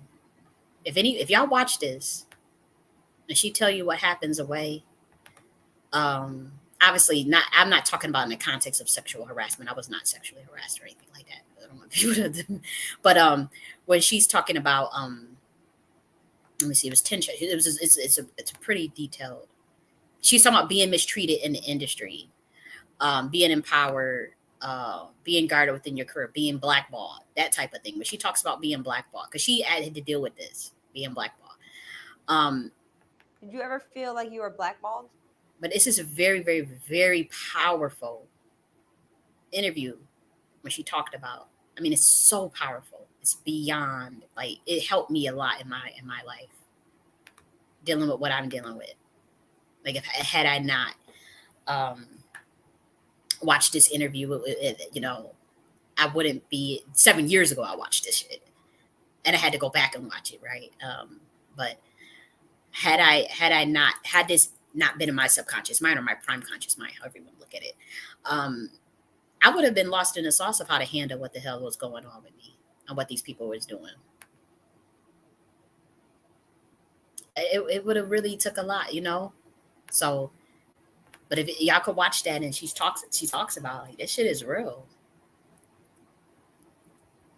Here's another. I want to show you guys something else, because I have to speak in code. Ain't nothing gonna happen to me because this already locked and loaded. I'm telling you, I'm not suicidal. I'm damn sure very competent. And if anything was to happen to me, oh, I'm coming for people's necks. Like, say if I just end up dead or something, oh, it's going down. It's going down. That I can tell you. I don't think it would get that. You know how many times these people try? It would be like sending like 50 people per person. I mean, it gets ridiculous. It gets ridiculous. I have powerful backing though. I want to show. I'm trying to look for something. I'm trying to see if I could play it.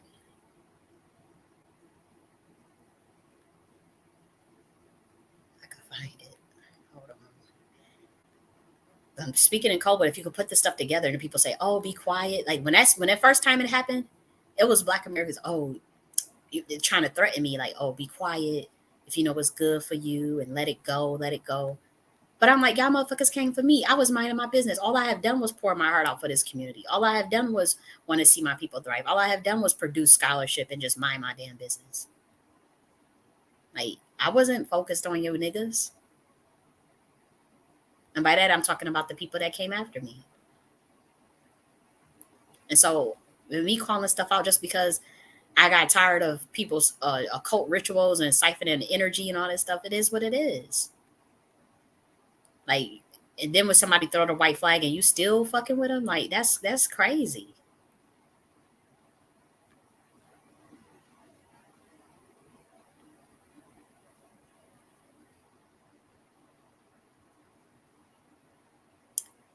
Damn, where's that video? So annoying.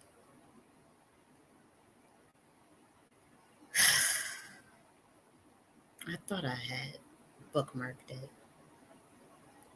What was Mel? It was pretty much a video of Mel Gibson. It was an interview, and I'm trying to look for it. It was like I think the majority of the interview is completely off air. Here it go. Let me bookmark this now. So this video, when he's speaking about, watch this part when he said they didn't need an airplane, and that's all you need to know about how this shit rolls. Studio system. Yeah. To a degree, I think the way I hook into the system is based on money. Is there a collective ethos, or somebody once said my problem was I didn't understand the social contract. Yeah, I now understand what that means. Yeah. Do you understand it? The social contract? Yeah. I think I do. Yeah. What is it for you? The social contract. You can't get mad. Mm-hmm. You can't get mad. You can't let it get you. Because you have to make a deal with everyone else, and it's almost unspoken.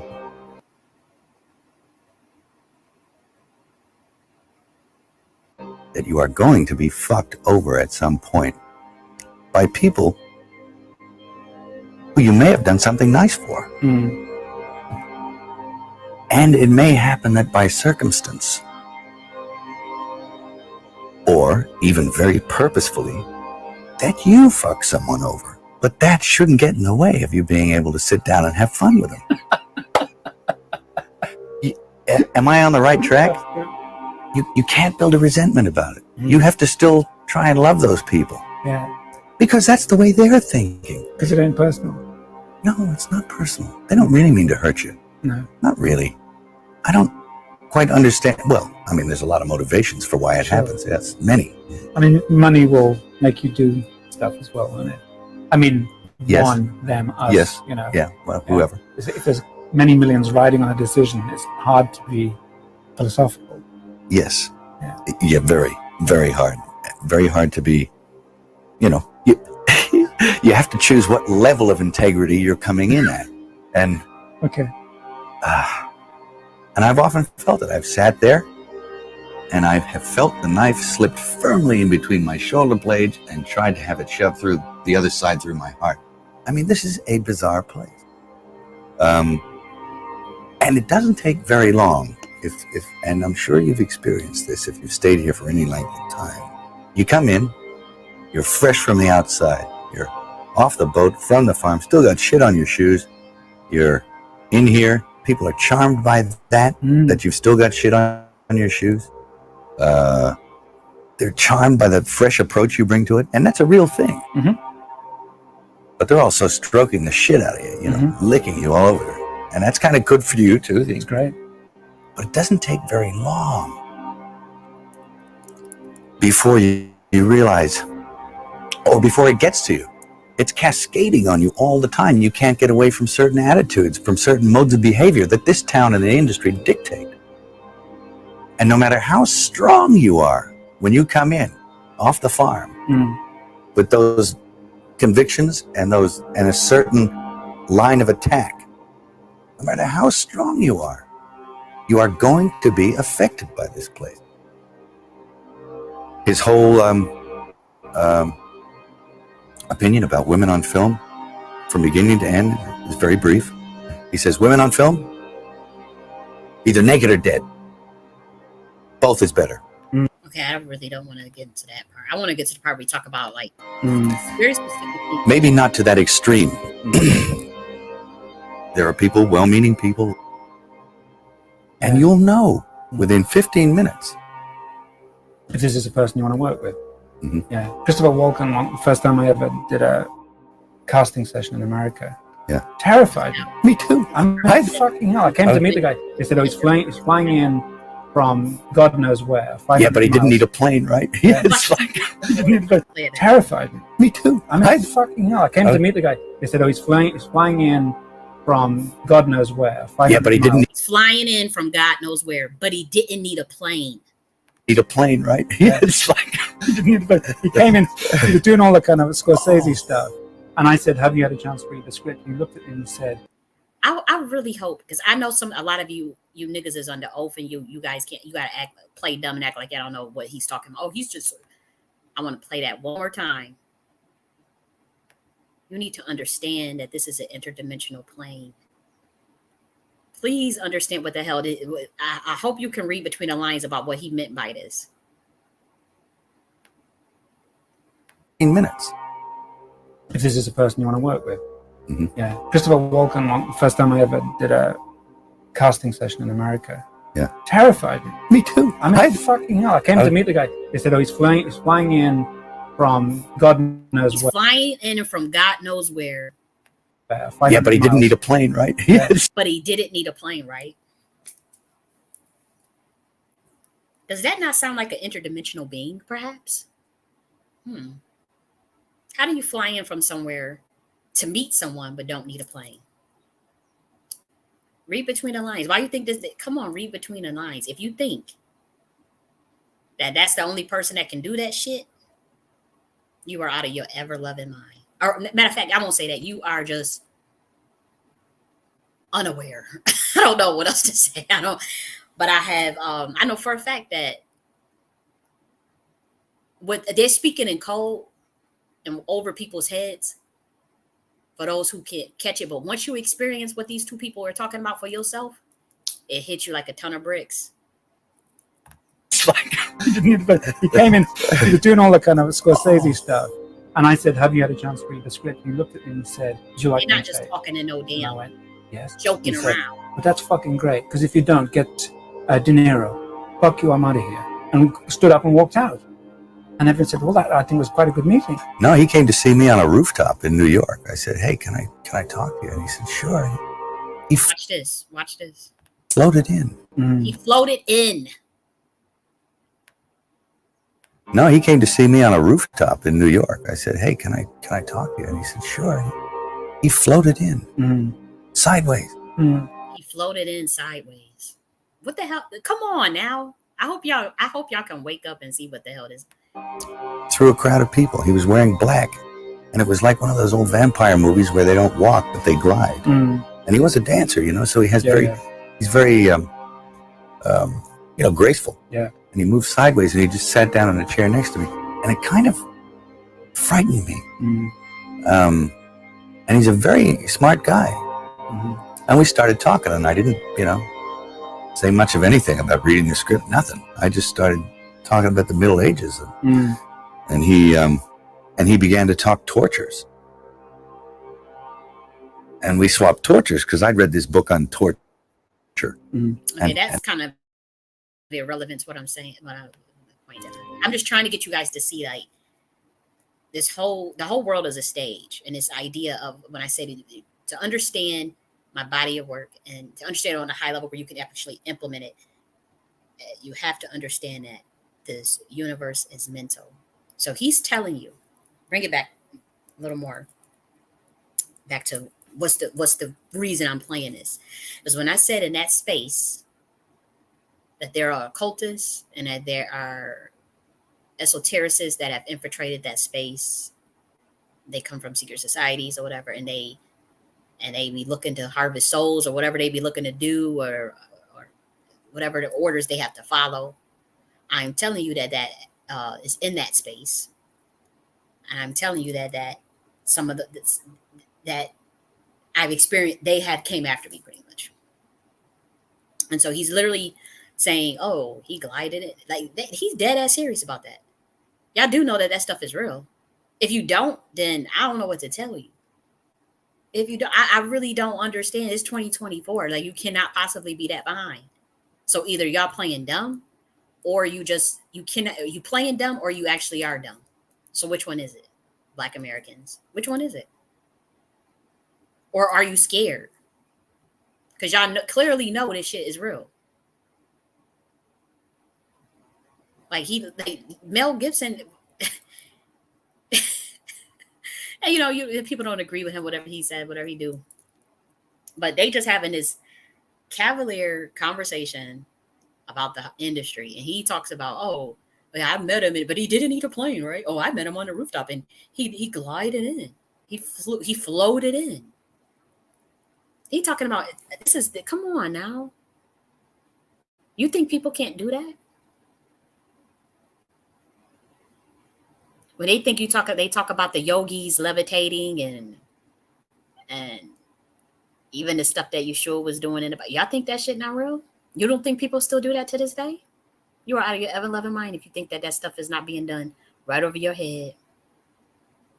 Bury your head in the sand and wait for, Jesus gonna come back and get us, and whatever, and bury your head in the sand if you want to. This spiritual warfare is real out here. These people will come for you. You gotta have some, you know what I mean? And so let's finish. He said some of the parts is not right. Because I knew that I didn't want to. When I be talking about interdimensional stuff and interdimensional beings, and that's the point that I want to get you to understand. And what I was trying to scream from the rooftop is that in that space, that's why I don't really mess with it. There was a group of black gatekeepers that tried to come off, that's in that space that literally came from my neck. And I had to fight that off spiritually. One person, renegade, uninitiated, I'm not, and I guess they saw this is an easy lick as far as a sacrifice or energy harvesting, whatever the plans was. And I had to fight that off. And part of me fighting that off with the primordial mother and God, Kali Ma, whoever you call God, whatever. Part of that was me being able to see who was doing it and how they were doing it and what to do back. And I had to have that protection. Now, as far as when it got real, I do know that there were people that decided to defect from whatever the plan was when it came to me. That I do know. I also know that some people tried to help. Tariq, unless you perhaps you could be playing me, but in the spiritual realm, there was information that you gave me that helped me get out of that. And like I said, I'll always be grateful for, because I know for a fact that shit was getting real, and I didn't know how to handle that level of attack, that level of a spiritual attack. And there were certain things that was revealed, whether that be in dreams, obviously dreams. I'll just say that they were revealed in dreams. That's what I'll say, to protect people who try to do a smear campaign, whatever. That was given, that helped. Now, I'm not trying to I hope this don't get you in trouble. If I have to take it, if we could talk this out, and I have to take this video down if it's too deep and I don't talk too much, I'll take it down. I will. But I know that and I don't think that you initially was one that wanted to help. I don't think you cared at all, but I'm saying eventually, I think when stuff got real so real, that um, that you had to change your heart and decided to help in the spiritual realm versus be one of the ones that go down uh, with the ship, that goes down with uh, the judgment of that botched plan to sacrifice me. Oh, um, but and so that's why I don't have anger. I don't have anger because there's a lot of stuff that I know. It's so much stuff that I won't even feel comfortable.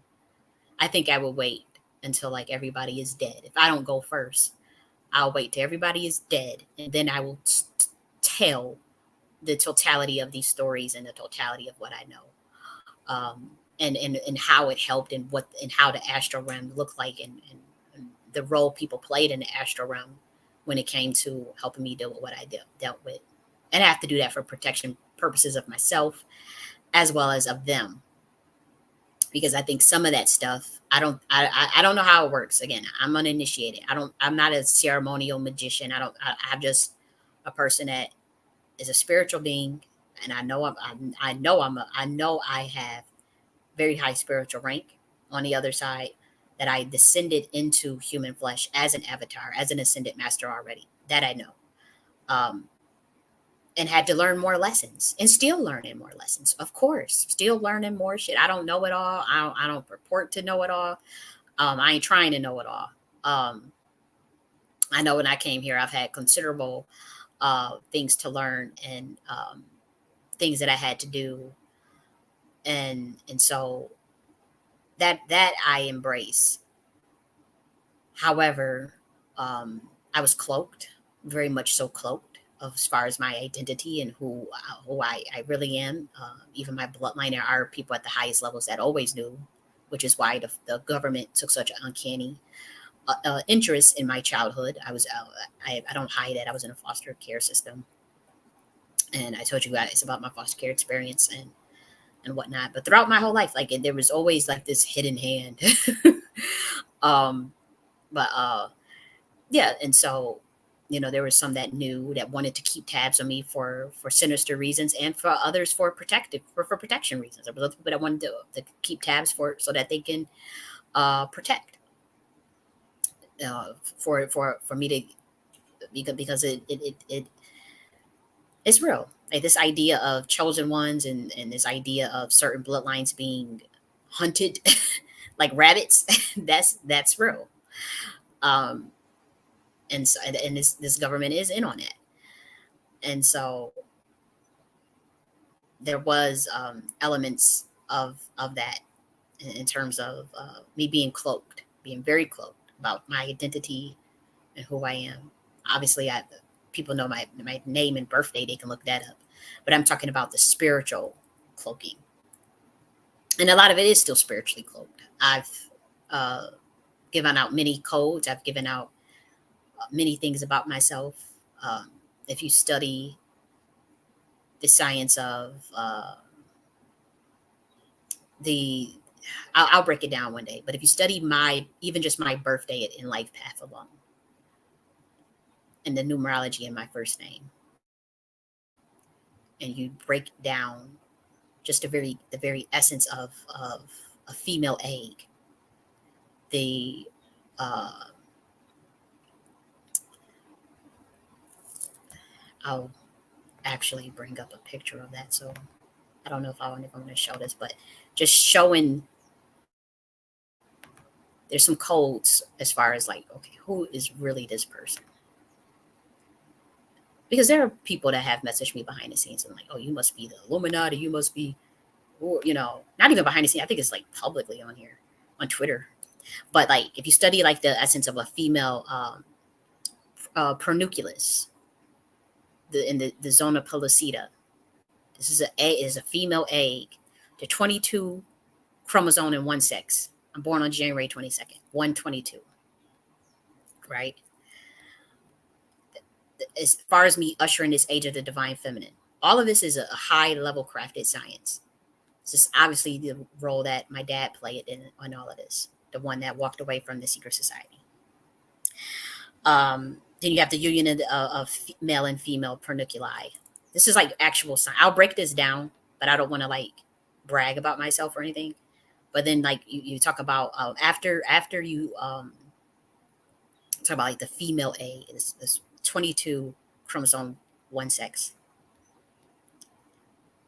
You get into, and you study the science behind that. I'll break this down. Then you get into the original 8 cells, the original 8 cells of every human.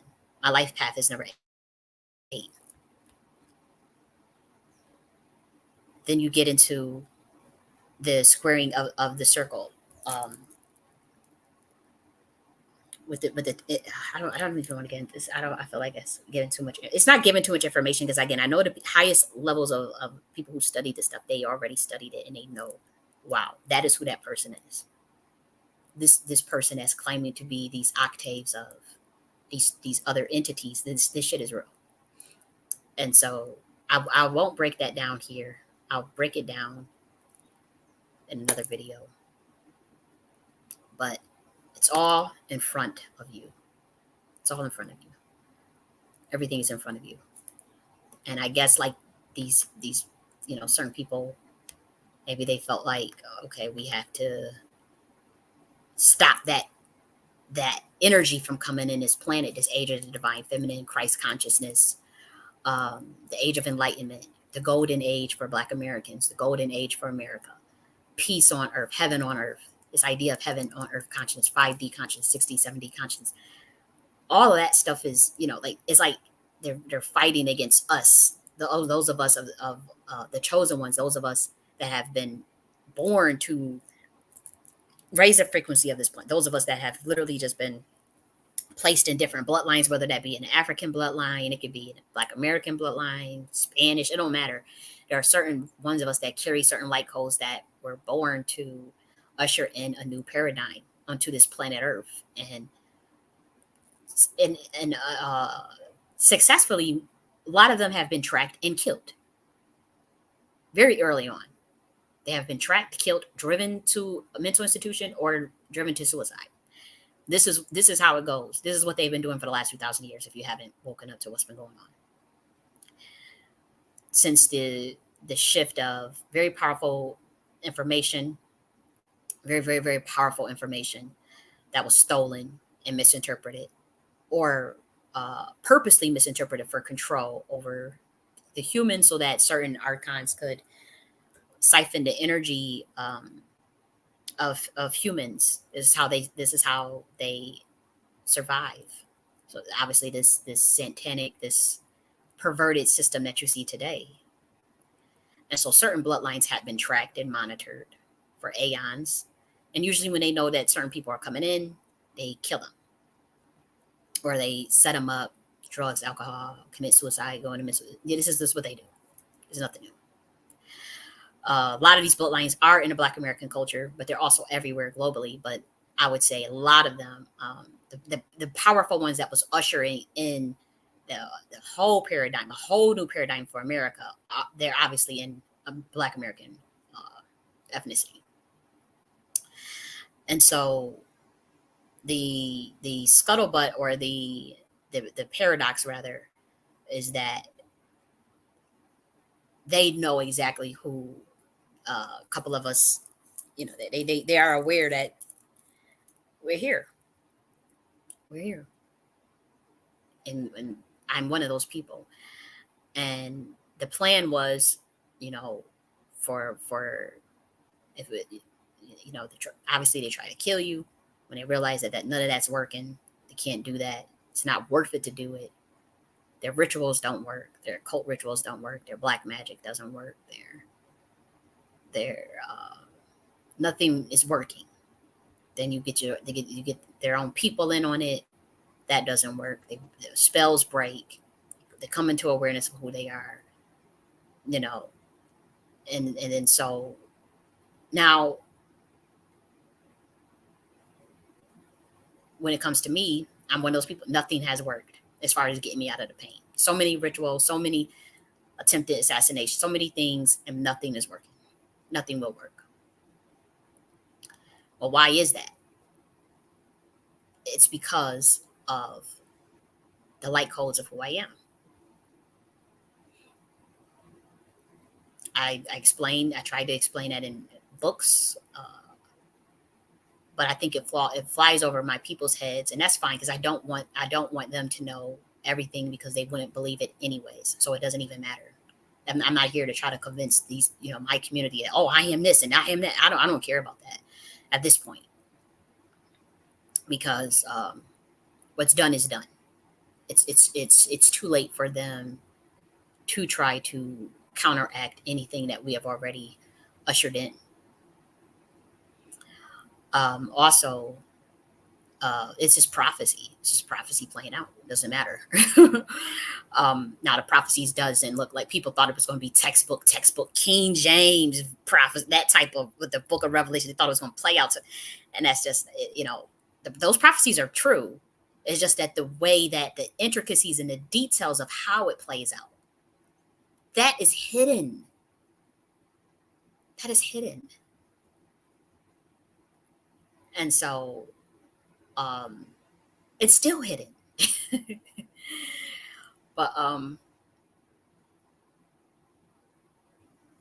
stuff is playing out, and so I'm not concerned with trying to convince my people. Oh, the cool thing is that there are many people that know.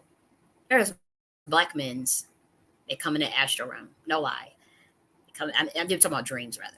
I'm dreaming, and here goes a group of, I would say like 2 black men. They come to me. They got this book in their hand, and they got tears in their eyes, and they looking at me, and they like, this shit is really real. This shit is really about to pop off here. And they said, we were communicating telepathically, and they said, we know who you are. We need you to read the book of Esther and the book of Daniel, so you could and they was like, this shit is real. This shit is real. And it's like, you got to read the book of Esther and the book of Daniel. And I don't know nothing about this stuff. I'm just looking like, really? I'm like, why are they trying to?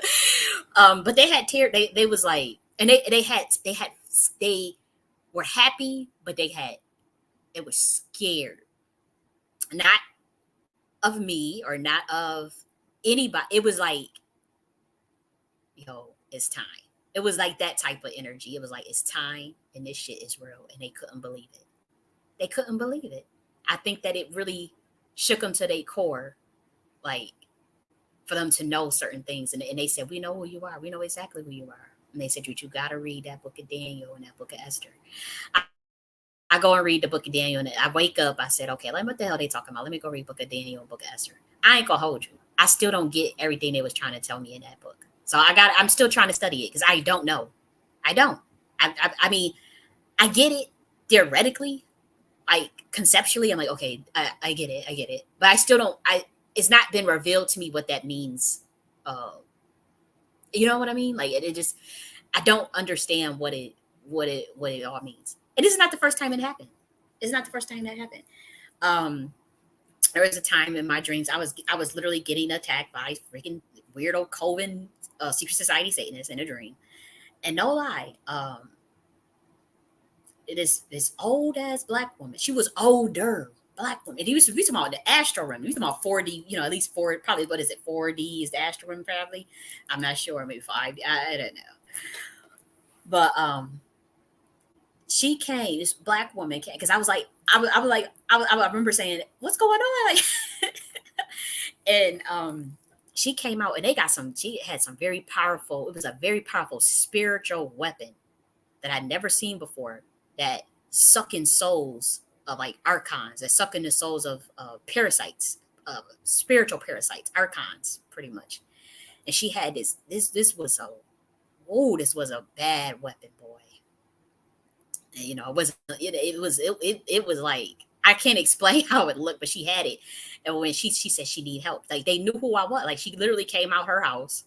The Audrey is the astral room. She came, had this big ass thing in her hand and she said it's something to chant. She said specific words. I'm not going to say those specific words because, again, I don't want people to think I'm trying to push like dogma on people. But she said a very specific words relating to souls and relating to heaven and different types of to the Godhead pretty much. And she said it, and she looked at this spiritual that was like trying to chase me and attack me. And it was just like, it was nothing. She said, da, da, da, da, da. She spoke, she looked at it in his eyes and did it. And she said, boom, she released the spiritual gadget that she had. And it just sucked that thing. And she looked at me and she said, "You okay? We watching. We got your back. We watching. We know what the hell going on down here. We know what's going on with you." They knew, and she went right back in her house. This was a Black American. She was a Black American woman, and she went back in her house with the machine. This is all in the spiritual realm, mind you, in the dream. This was in the dream. Then it happened again, and like this whole swarm group of Black Americans, a whole swarm of them, just started like literally just gathered around me and started singing. And the vibration of their voice was so powerful and was so high frequency, like it will make you cry. That type, it was so high level that the entities that was trying to that coven that was trying to get at me, they couldn't even go near. They just ran. They couldn't even attack. And so I'm not out here trying to discredit my people or be like, oh, my people fed me to the wolves and they never cared. There are some that don't care, but there are some Black Americans that I know in the spiritual realm that are highly, highly spiritual, that know exactly what the hell is taking place. And they have taken a very much initiative to try that to offer protection in the spiritual realm, but also even give light codes, visit me astrally, direct information in my path and dreams. They so, and it's not just Black Americans, it's been Africans that have helped.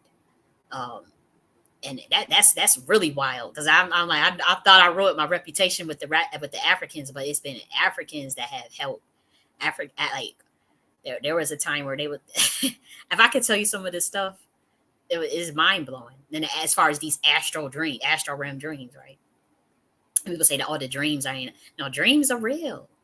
Not all of them. Some of them is just like overactive subconscious mind and trying to reorient the brain and all this. Maybe that's all, but a lot of that is real. Some of the Africans, some of the believe it or not, some of the Muslims, which I was surprised because I'm not Muslim at all. I listen to Ruqyah. I listen to the Ruqyah. I like that. Because I listen to the Ruqyah to get rid of the jinns and all that stuff, but I don't have no connection to that. I ain't trying to be funny, but I don't. I was shocked at some of the high level Muslims, that have helped in the astral realm as well. When I say high level, I'm talking about like very, very spiritual Muslim, very spiritual, that see that truly understand what this is all about, and not just a religious fanatic or not just a religious fundamentalist. I'm not talking about them type of people. I'm not talking about that. These are spiritual beings, spiritual people. And I remember with a group of Africans, this was like a priestess society, or a priest for Black women's. But they have a whole village involved in terms of like praying for me. And this village, it was a bunch of kids and a bunch of teenagers, and it was so powerful. Like, how like Black Americans are real powerful, but I don't think we should try to I know like this thing where we fighting with these Africans and we whatever the delineation, but they got some power too, man. And they had really, that shook me to my core, that they was surrounding me in this circle. I didn't feel no hate, I didn't feel like, oh, they about to hurt me or nothing, because they was pretty much, they said, you sure the prophecy is correct? You sure that this calculation is correct? They said that this is who that person, this is who she is. And that's like, that ain't, I don't think it is her. They was just all like debating amongst themselves. I don't think it's her. I don't think it's who we think it is.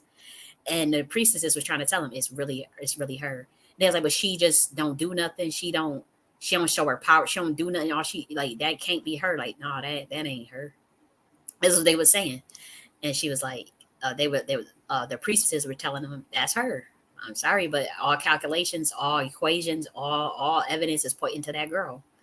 And they didn't really believe it. So they said, well, we gonna test it. So they started opening up they started doing some type of chant portal to draw out my higher self, my octave.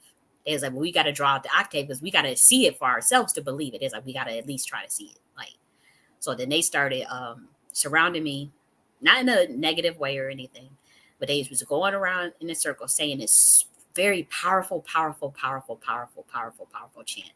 Like that shook the ground pretty much. That would shake the earth. That's how powerful it was. And they was like, and whatever it was, I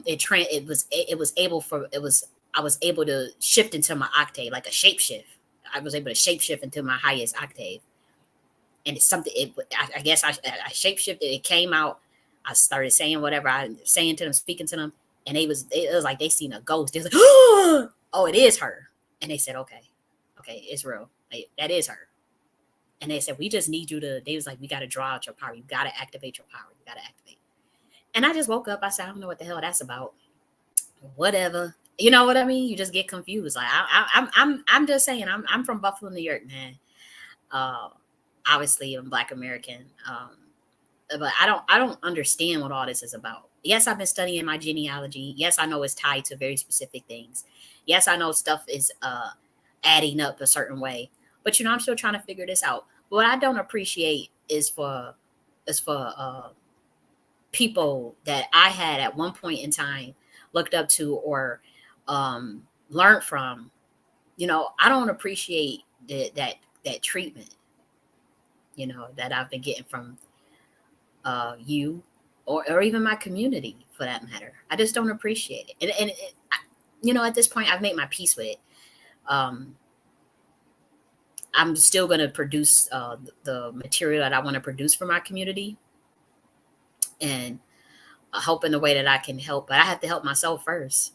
That's for damn sure, because what I'm not going to allow as the primordial mother, as the Black woman, a divine being, I'm not letting y'all niggas siphon off my energy and take my content and try to play it off as yours or whatever. It didn't have to be like this. I don't have no beef with you. I don't have no beef with you. I know what I know. I said what I said, and we can move the fuck on. But that's on you. You responded to look. Look. This is what I say. If you just got into your mind like, or I don't know what again, this is above my pay grade. But if you have it in your mind that, oh, I'm the enemy, or I'm the one that must be stopped, or I'm the one that must be sacrificed, or I'm the one that must be, whatever this is, I'm still trying to figure that out. With me, I'm upfront with my shit. I can't respect. One thing about me, if I don't fuck with you, I'm gonna say that shit. If I have an issue with you, I will say that shit.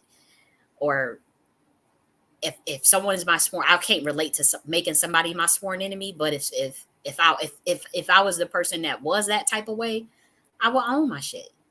And so I don't respect like moving in this secretive, cryptic way. That's just not my style. It's not my style. So I say this to say, Tariq, I think you should give credit to where you're getting your content from, or who you are now inspired by.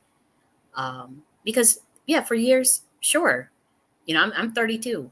So you probably felt like, well, maybe you feel entitled, like, well, I know that she was under my wing when she was young. So yeah, I can take her content.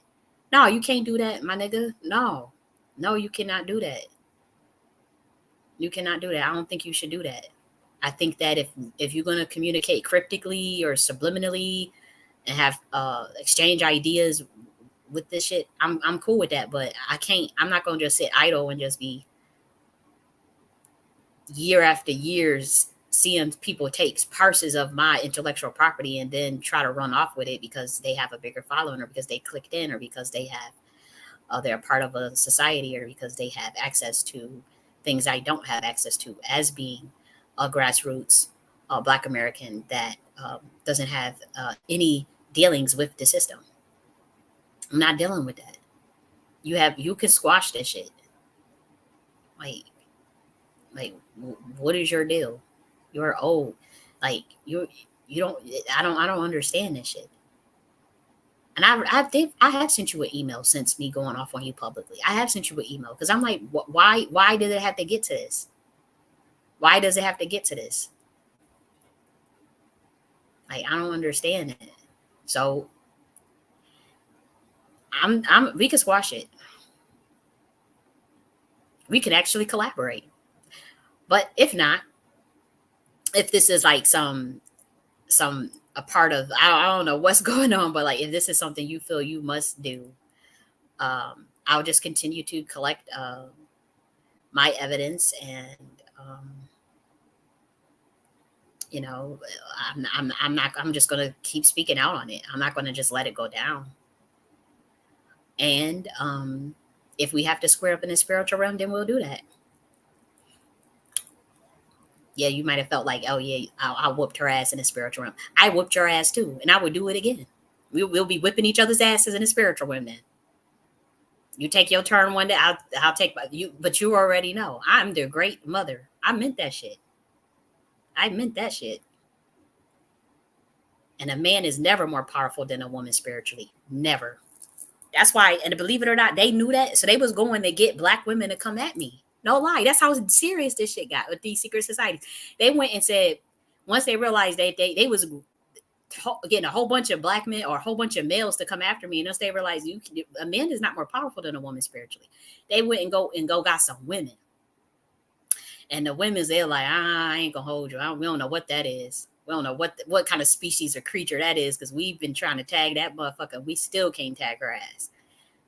A family member of mine could. I ain't gonna hold you. They almost had me out of here. One of my own female family members that know me the closest turned on me and sold me out too.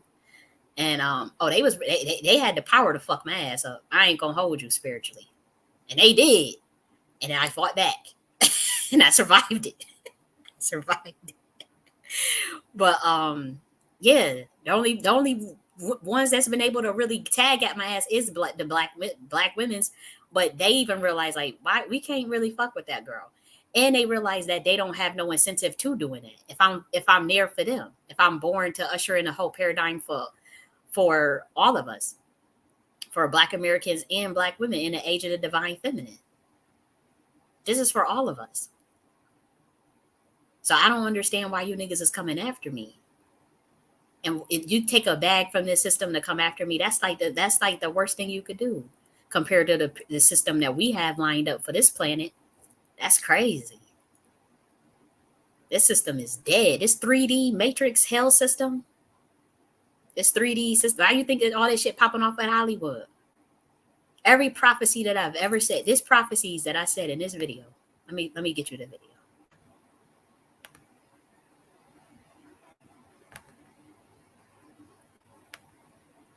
I gave these prophecy out for New Year's Eve about what's going to happen in 2024. 3 hours. Everything that I have said in this video. Oh, let me go here. Everything that I have said in this video have come to pass. Now it's the CIA stuff. I told you that the intelligence agencies will fall. I shared on, let me show you this.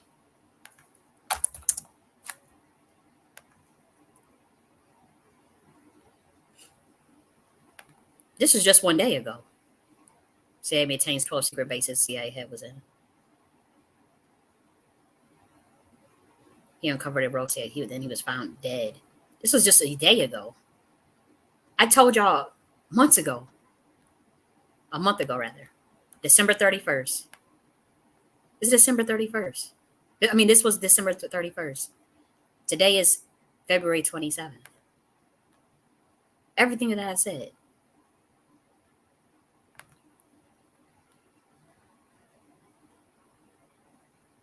About, now look at,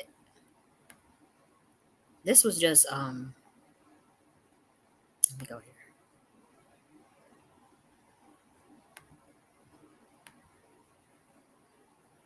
Did I share it?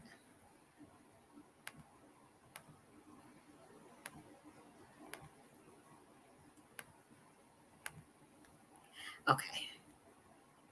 I want to make sure. This was just a week. This was me doing a weekly tarot reading just for the week. And this was for this week. Monday, all this stuff has come by. I literally said in the tarot video, news station lawsuits. And literally, it's not even like, it's like, it just comes, it comes so easily. But let me show you just the profile.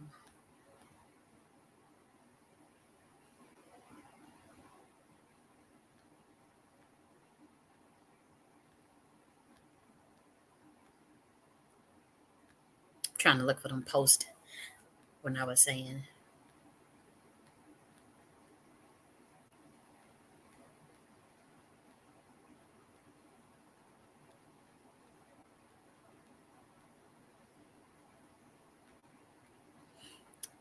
Okay, here we go.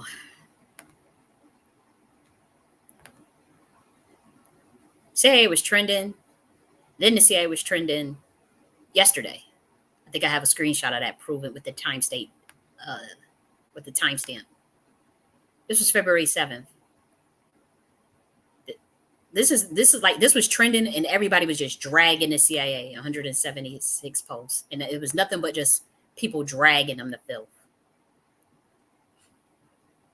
on this date, February 6th. It was just dragging them, and they did it again yesterday, and I have the screenshots to prove that.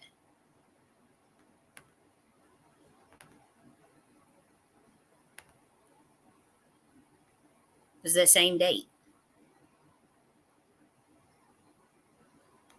And so, but in this video, this one right here, I said all those things. What happened?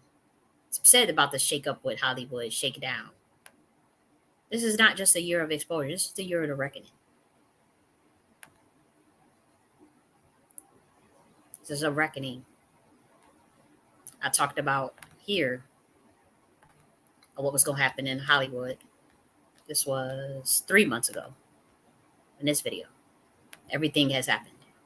Everything. November 18th. I was prophesizing of what will happen. Everything has happened.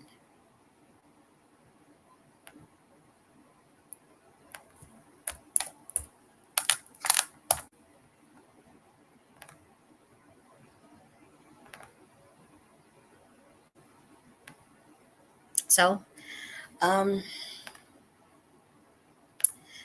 it is what it is. You could decide to squash this, or we can have these little subliminal, cryptic conversations. But don't copy my don't copy my content and don't give credit. Like if I take something of yours, I don't mind saying, oh, whatever. I was inspired by this idea.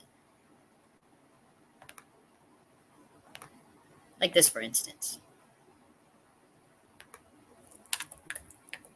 This video here. If you need your ego boost, I'm not sure. But if you need an ego boost, Tariq, this video right here was inspired by your talking points on hip hop. I'm not ashamed of it. I didn't steal your content. I went deep. We started to go into the first chakra, Muladhara. I get inspired by something and I take it to a whole nother level because I'm just that brilliant. I don't feel like I don't feel the need to take from other people and then not give them credit, because I'm going to take it to a whole nother level, just like I've been doing. Just like my whole body of work proves that. And so in this video, I was talking about different types of stuff, but your stuff on the hip hop inspired that.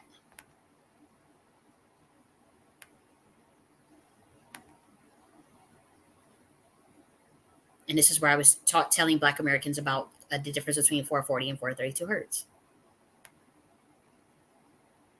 How hard was that to do? How hard was that? It wasn't hard at all. Andre 3000 come up, literally me a whole hour and 30 minutes teaching Black Americans about the root chakra and 432 hertz, and healing the music being tuned to 440 versus 432 and what that means. This is what he was trying to do. How hard was that to say, okay, I listened to you do a video about hip hop, and I said, oh, that sounds cool. and let me study some more about it, and then research some things, and then decide to teach from my perspective the root chakra in music intervals and Sun Ra. I didn't just take a title word for word in the copy and get talking points and then act like I just came up with it.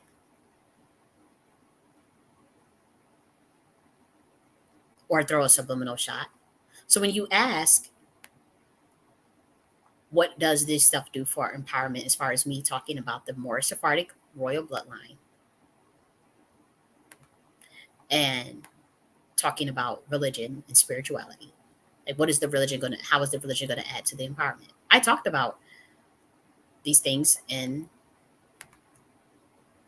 the Noctic Queen Mothership. And in this one, the Noctic Queen Mothership Enterprise Guide to Rebuilding Black America. We already went through all that. I'm not going to keep beating a dead horse. But you guys already took and took and took. Y'all niggas never gave me nothing. Y'all never looked out for me. Y'all, you just take and take and take. It's like, this is what y'all been doing to Black women. You radicalize the Black women's, Corinne Gaines, Chandra Bland, and all these people. They end up damn dead as a sacrifice. And then y'all run off with a bag, living it up in Hollywood or some shit. And real radical niggas have to pay the price for y'all radicalizing them over the years. And then you just leave them out to dry and hang. And that shit is some wicked ass shit, man. That's some wicked. And I learned my lesson. I've learned my lesson. I've learned my lesson about what this is all about. The world is a stage. And Black Americans, you want to get yourself riled up over some shit when you need to be focused on your soul ascension, so you don't time loop in this bitch no more. So that you can create heaven on earth, so that you can create the reality you want to see on this planet. Only you can do that.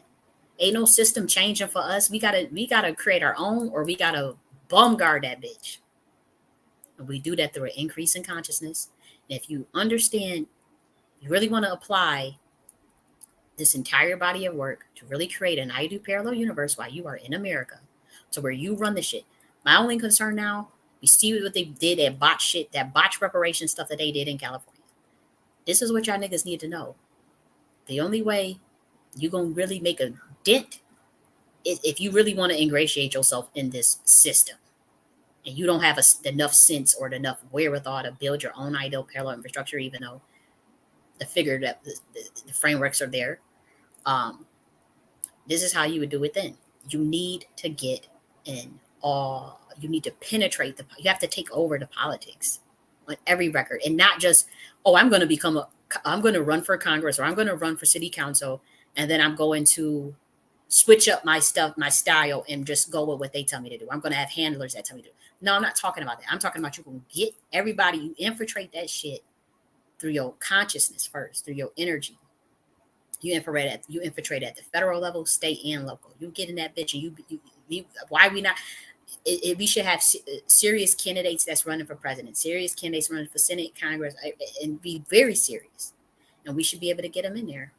And they should hold to the agenda at all times of what we need, the things we need. You get a Black American president in there that's no nonsense, that's not afraid to die, that don't give a shit about what happened to them, long as they pass some of the executive orders and the things they need to do while they in there, the first day they in there, regardless of what happened. And they very clandestine and very strategic, and they have the support of the military, and they have the U.S. military, and they got some riders, and they pick up, they understand what the hell's going on. You can get them reparations on a federal level. That's the only way I see it actually being done. It's too much other bullshit in the way. We just gonna have to get in that White House. That's how y'all need to see it. I don't care what nobody tell you. Okay, was it Trump or Biden? It's a world is a stage. Yeah, I support Trump more than Biden. I don't hide that. But I know we need a Black American president up in that bitch, a radical one, not no coon either, not no go along to get along, not no oath taking motherfucker either.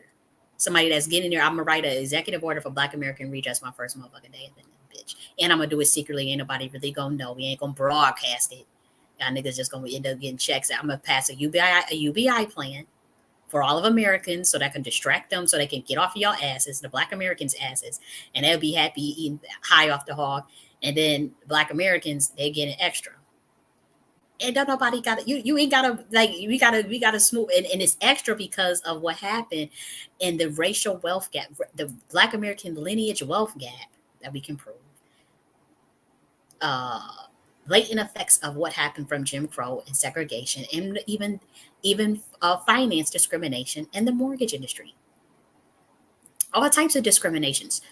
More medical apartheid. It's so many things we can swing that ain't nothing. That research is already done. And so you get in there, you get a Black American president there that's like, I don't care what they do to me. So most of the shit, if you activate your powers on a godly level, they can't do nothing to you. All they can do is just be like, sabotage, like they do with Trump. All these indictments and shit, it ain't shit happening to Trump because he's a powerful warlock. They be doing all types of crazy shit to Trump. And Trump be fighting it off spiritually. This is a spiritual thing, man. I hope y'all could wake up and see this. And that's why I'm saying Black Americans want to get in the White House. You got to do that through the esoteric sciences, through our mystery sciences. That's the only way you getting in there. That's the only way y'all getting reparations. And it's not, you ain't getting reparations from sacrificing other Black Americans though. That you can hang your hat on. You can forget that. You want your reparations, you're gonna have to do this through righteousness. And it is gonna be y'all motherfuckers getting up in that Senate all throughout that bitch. And it's not gonna be you just leaving America to shit. You gotta run America. Like you really gotta be, you gotta do right by everybody here, but you just know that you're sticking to the plan for your people. And the plan was Black American redress for the racial lineage wealth gap, as well as medical apartheid, higher taxes with lesser resources in the school. Everybody know the shit that Black Americans got. Everybody want to play dumb and act like, oh, it ain't gonna be for we're not gonna do Black American redress for slavery. It's gonna be a cash payment for Black American redress for the latent functions of slavery and genocide and the discrimination and the empirical data that proves that we still going through those things. A nice executive order, clandestine. Don't nobody you ain't gotta brag and be all loud mouth. Reparations, you want reparations, Kim? That shit ain't gonna work no more. I'm telling you, y'all niggas is like 500 years behind on this shit. Like, come on, get your asses in. Let's get in this White House. Let's pass. Let's be strategic for once. Let's really get it. Like what Obama should have been doing. What we thought people was gonna be doing. What we thought Obama was gonna be doing. Like let's make that happen. There's ways to do it. How you think Trump got up in that bitch? You gotta control this derma urge. You gotta get control of that electoral college. I was watching this documentary. I'm gonna show you that documentary. I was watching this documentary with Trump about Trump. And there's some clues. They let you know that the world is a stage. They let you know that this is about a bloodline and in the occult. They let you know. It'd be right there. Actually, I think I deleted it off of this. Dang, I sure did. I think I did delete it off. I have see Trump documentary. Let's see if I can find it. I had deleted off of my playlist. Damn, was this? No, it was 3 weeks ago. It just came out too. Ah.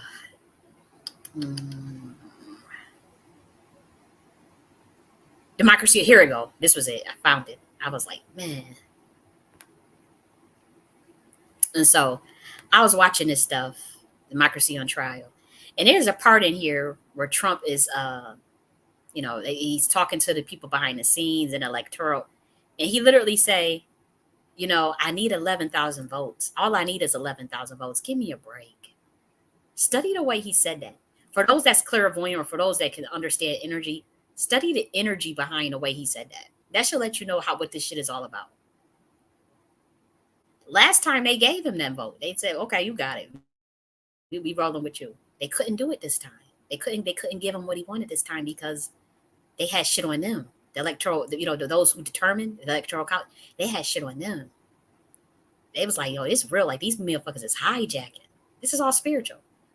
And he said, give me a break. Just give me the 11,000 votes. What the fuck? What the fuck? Everybody know I want, because he did. He actually, I ain't gonna get into all that because you know how they do. But that should tell you right there how this stuff rolls. So I gave some clues to the Black American. You can apply them or not. At this point, I don't give a damn. Y'all too far behind for me. I can't do nothing with people that don't have that don't. I can't do nothing with some of us that are too brainwashed that don't get it, and I can't do nothing with people that don't see that this is a dying system. They don't see that this is dying, and that it's time for a new paradigm, and that it's time for new spiritual knowledge, new and even revitalization of knowledge and evolution and progress. Like we in a whole new essence, and our people are still in this kind of like it's a trauma, still traumatized. That's what I'll say.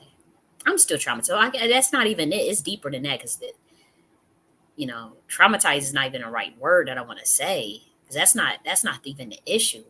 Traumatized people do brilliant stuff and fix their stuff all the time.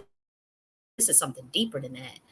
They're still dealing with the residual effects of the spell that has been put on our people, with the residual effects of the mental slavery, and with the effects of the institutional slavery as well. But and we actually, the thing is, we're in this space of where we're trying to raise our self-esteem, and I think that's beautiful as Black Americans. But we are falling prey, if we are not careful, we're falling prey to the lack of self-analysis and introspection that can help us evolve to a higher level in consciousness, to where we can see everything right in front of us if we just work together, if we just raise the consciousness level. It's not so much we have to raise the self-esteem as much as the self-esteem is fine. It's more of the awareness aspect of it, in terms of realizing that we have an advantage spiritually, to where we can create a system above their heads. And I think that I wouldn't be shocked if there was a group of Black Americans that have already done that in a very clandestine way, that is astrally. I actually believe that's been done. I'm talking about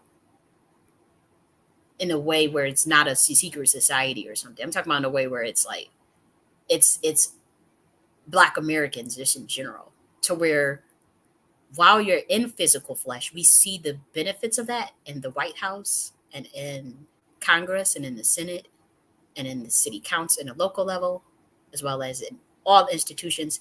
But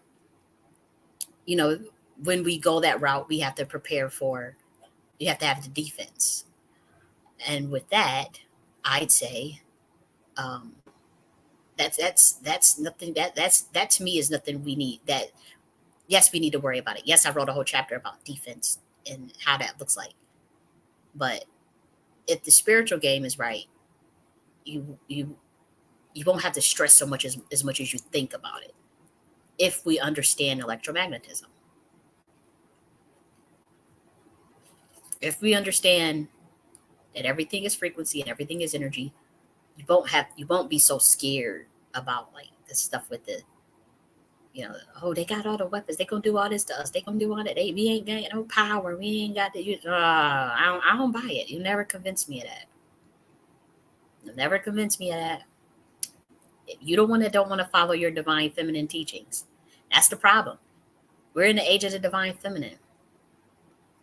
And Black Americans don't want to accept that they're going right back to where they started, but on a higher level. And if they think that they need a Jesus figure or a male figure or a male to lead them to that, then that's on them. That's on them. They know good and hell well that we are moving back into the age of the great matriarch. A lot of these Black men know it too.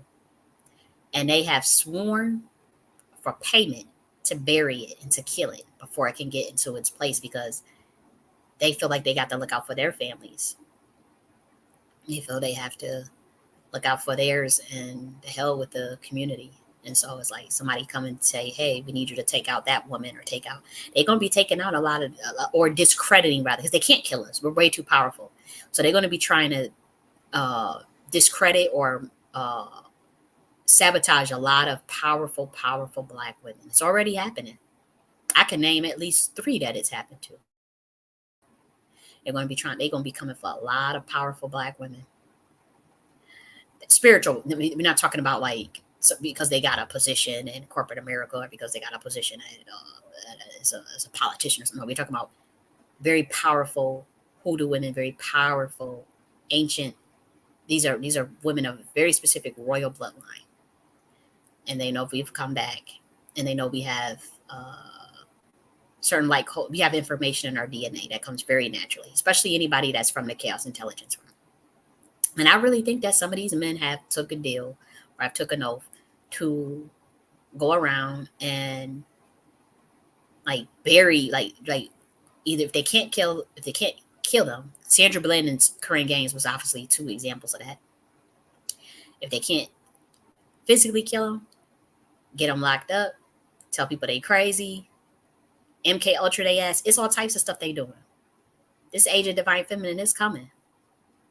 It's coming. And if you understood the real, like they talk about the Hebrew Israelites or whatever, Moorish Sephardic Hebrew bloodline is not an earthbound bloodline. It was created by the dragon riders and Atlanteans. It is galactic. And I'll say this, I'll give you one more code. It was always matriarchal. Judaism was originally matriarchal. It is not my fault that they took that shit and botched all that shit up when it come to planet Earth with these fallen angels and the stuff that the entities and the brotherhood societies that decided to switch up all that information. They botched it. I didn't botch it. I'm not teaching this shit wrong. I'm teaching this shit correctly. I went in and gave you the proper teachings of the Hebrew Jewish bloodline of the chaos intelligence realm and the order of Kali and the order in the pre-Adamic civilizations and what that looks like. This was always a matriarchal teaching. It's botched as hell. I'm only practicing my original version of that. I'm practicing my original version of that. Just because it's been hidden, just because you've been lied to, just because you've been deceived, that ain't got nothing to do with me. I'm not wrong for teaching the correct teachings of Yeshua, my bloodline, the correct teachings of how it really go down with the original oracles and the symbols. I've been saying oracles and symbols. Now you want to say that you want to talk about oracles and symbols in your last video. And I'm sorry, oracles. I was talking about the matrix and as the oracle as a Black woman in that Sarah Sutton Seti video that's a month old. Now yesterday you do a video bringing up those same talking points. Like, dude, like, now stop doing, like, give credit to where you got it from. You ain't never mentioned nothing about no oracle until I started talking about oracles. Like, that shit is not cool.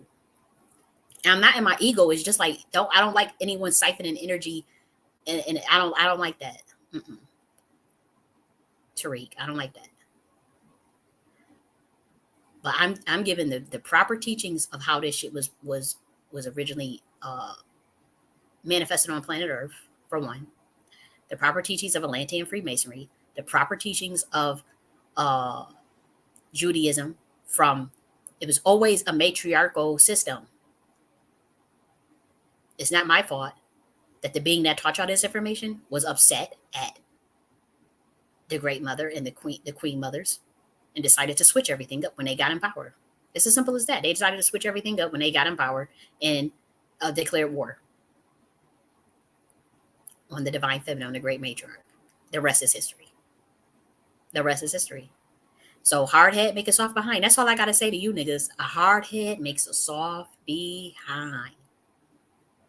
Hard head makes a soft behind. Y'all could be defiant as y'all want when it comes to implementing the teachings of the primordial mother, the dark goddess, the divine feminine on this planet, in America, in Africa, globally. Y'all could be as hard-headed as you want and defiant and be the gatekeepers for this white supremacist system, or try to ingratiate, try to mimic their system. Black people get in power. If you think you're going to be implementing their system, no, you can forget it. You will not be blessed.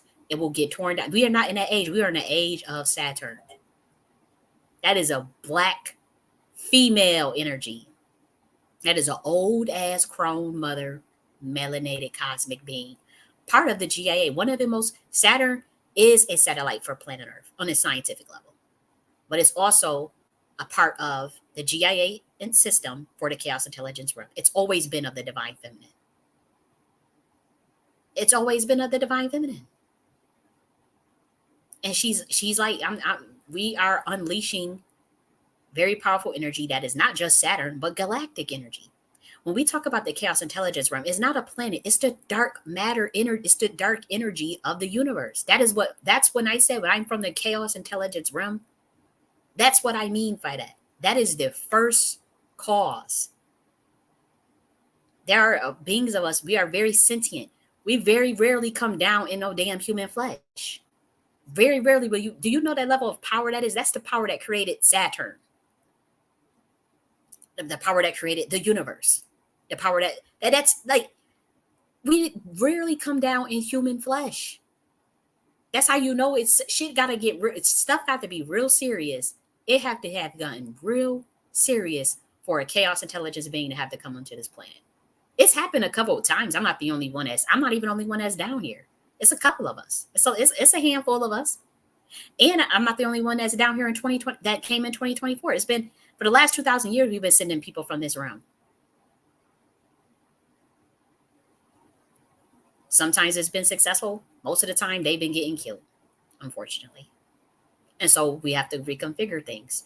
Reconfigure. In 2024, that shit cannot happen. Thomas Sankar, like, the certain beings that y'all fucked over, who was sent here to literally usher in whole new paradigms for Africa, for the whole world. Nah, we ain't letting it go down this time. We got egregores on top of egregores, agencies on top of agencies. Like, it's nothing that y'all can do to stop this from happening. Nothing that y'all can do. And we are usurping certain institutions and blundering others. Completely to smithereens. And it's not me doing it. I'm talking about Saturn, the GIA, IAMS team.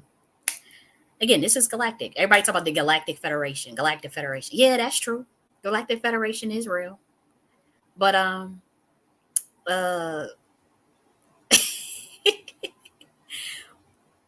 that's a small fry. And we love them. Don't get us wrong. We love everything that they've been doing down here. And it's all about the white hats and all this black hats. Oh, okay. Well, Saturn's. What about when the chaos intelligence realm comes? What about when Saturn? What are you gonna do? What are those systems to the GIA? Y'all can laugh and say, "Oh, she don't know what she talking about. Oh, she done went left, and she done to the spiritual stuff, and her crown chakra too open." Look, it's going down. I can play dumb if y'all want. Cat Williams just came up with a tour called Dark Matter. Come out with his tour. I released this book December 30th. In this book, talking about dark matter, dark energy, the chaos intelligence realm. This book right here. And then he names his tour Dark Matter soon after. And then he studied this stuff. This is real. And Cat Williams said it's the God side and the other side, and we don't care nothing about the other side. Kanye West goes on his stuff. Y'all gonna stop laughing. You think y'all think because they got blacklisted or whatever, they did this, they did that, they spoke against the Illuminati, they spoke against the really?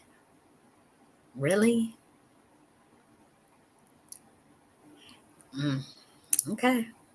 We've tried to tell y'all. We've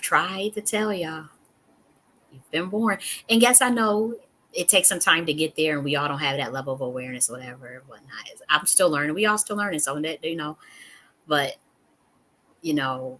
don't try to bury the messenger either. Don't try to kill a prophet. Don't try to bury a prophet. That's what I don't understand. Don't try to bury a God. Don't try to kill. You can't kill God. This is like what these people are trying to do. Is like, what the hell is wrong with you people? But I guess, you know, like that's what I don't. I'm still trying to understand, because it's like, whoa. But when I get back to where I gotta go as far as my galactic family, I know they're gonna be looking like they whooped your ass down. They put you through the ringer on planet Earth, didn't they? I'm gonna come out on top. I already came out on top. I already know I'm good. But I know they're gonna be looking like, we done told you so. Now you see why don't nobody go down here. Now you see why avians don't fuck with them. Now you see why most high level species do not come to planet Earth, because they feel like it's no point. You try to teach them the humans are too arrogant. They too scary. They don't stand up for themselves. They too materialistic. They'll take a bag. They'll sell their people out. They'll sacrifice their children. They do all types of crazy stuff. They fall too hard into this illusionary system. They fall too hard for the material stuff. And it will be no point in this day and age and say someone of the level of say someone that embodies the level of knowledge of a Tahuti to come down here. We have done that. Some of us have took that on. But I'm just saying with the other species, they'll feel like, hell no. And other esotericists would tell you this, that with other species, they do not come down here. And like it's some other old shit going on there on planet Earth. We wish them the best. We send them light and love, and you know they're on a free will planet. They got the information to enlighten themselves. They got the information to awaken. Whenever they want to do it, they can do it. Or if not, they'll self-destruct. So I know that's how some of them feel, and some of them they feel like their vibration is too high. They can't fuck around with that weird ass vibration. A whole Dharma urge or archons just following, gang stalking your ass. They can't deal with that. Some of these angels and light beings, they can't deal with it. It's because it's not their vibration, it's not their frequency. They can't understand it. And so that's why you got to have species like the Black Adam. I told you to watch that movie, Black Adams. You got to have species that's why chaos intelligence beings are here, because it's like, oh, we with the shits. Like you got some of these, you got some angels and egregores and entities. They can only radiate love. And so they don't know how to defend themselves down here. They wouldn't know how to defend themselves down here. They wouldn't know how to, in the spiritual realm, say a demon or people coming after them, and they wouldn't know how to just separate that and just fuck their ass up, take them out like it's nothing. Don't think nothing about it. You got to have a certain level of entity that can do that. But with righteousness and justice, you got to know the difference between justice, revenge, and something being warranted, and you being a being of love. These are all things you got to contend with as a chaos intelligence being. And so you'll have say somebody from one of these Buddha lands from 852 hertz being come down here. They don't understand that. So Dr. Gautama didn't understand that shit. Like they don't understand. So some of them don't understand that. And so they're like, I'm not going down. Most of them are like, I'm not even going to go down there. I'm not helping them. I don't feel nope. They'll hear the warnings. A lot of us then came down. Yeshua went to Andromeda after this. Told what happened, with him. Everybody knows what happened to him. Planet Earth still looking. Oh my gosh, like the level of we talking about like 1,000 years behind. Like I can't even get on with that. I can't even like express how the rest of the galaxy views the death of Yeshua versus how the Earth looks at it. Like we literally see that as a murder of a chaos intelligence being. We look at it as a murder, and Earth is still talking about that he was a sacrifice that died for their sins. Like. So humans put all of their sins onto one person and never evolve their soul. When the book literally says, "Greater work shall you do than me. Ye are all gods; these are all sons of the Most High." These are his sayings. This is literally his teachings. Focus your eyesight, and nothing that you can do, nothing that you think of will not manifest. Is that which is hidden will become clear to you. What the hell is wrong with y'all? The teachings are right there in front of you. Then I get slack, and we get slack because it's like, well, what are y'all doing? We see that as a galactic murder of someone who was literally 2,000 years ago supposed to be ushering in a whole nother paradigm, and that was cut short by a secret society in the Rome and Jewish secret society. And we tried to tell y'all that, but y'all won't listen. So that's why species don't be wanting to come down here. And that's why, as much as I have love in my heart for humanity and want to see planet Earth thrive, and I know that planet Earth is beautiful, right?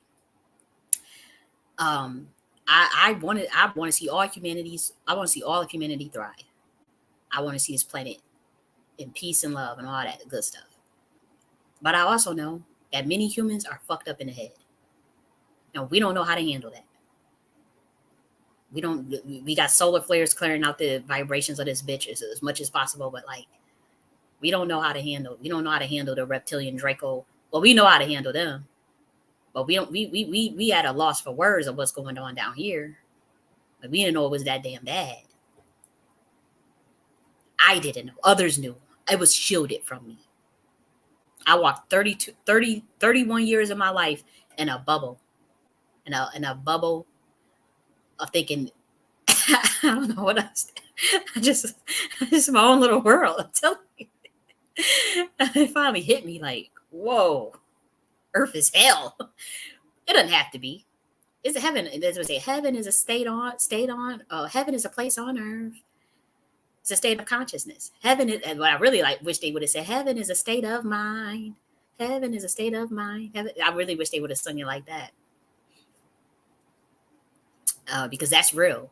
But the collective consciousness of the mind frame of humans have to embrace that idea. It can't be just one or two people that think that. It has to be many of us that think that. And that's when we'll shift the universe, we will create a parallel universe, and we will have heaven on earth. But that takes the shift in collective consciousness. You could do that through lineage, and you could do that collectively. We would love to do it collectively. That's something Black Americans can do. Heaven is a place on earth. Yes, afterlife too. In different dimensions, sure. But you can create that shit now. That's what Black Americans need to understand. That's why I've been trying to get y'all to understand. You gotta create. And it ain't about stealing somebody else's gifts or transferring energies and usurping it. That shit ain't gonna work no more. We in the age of the galaxy of the divine feminine. And men definitely can't siphon off of women's energy no more and sacrifice women. That shit is done. Done. And as far as like what I would do with my gifts, I could have transferred my energy to the Black Americans upon the old age and my death or whatever, if my people would have treated me right.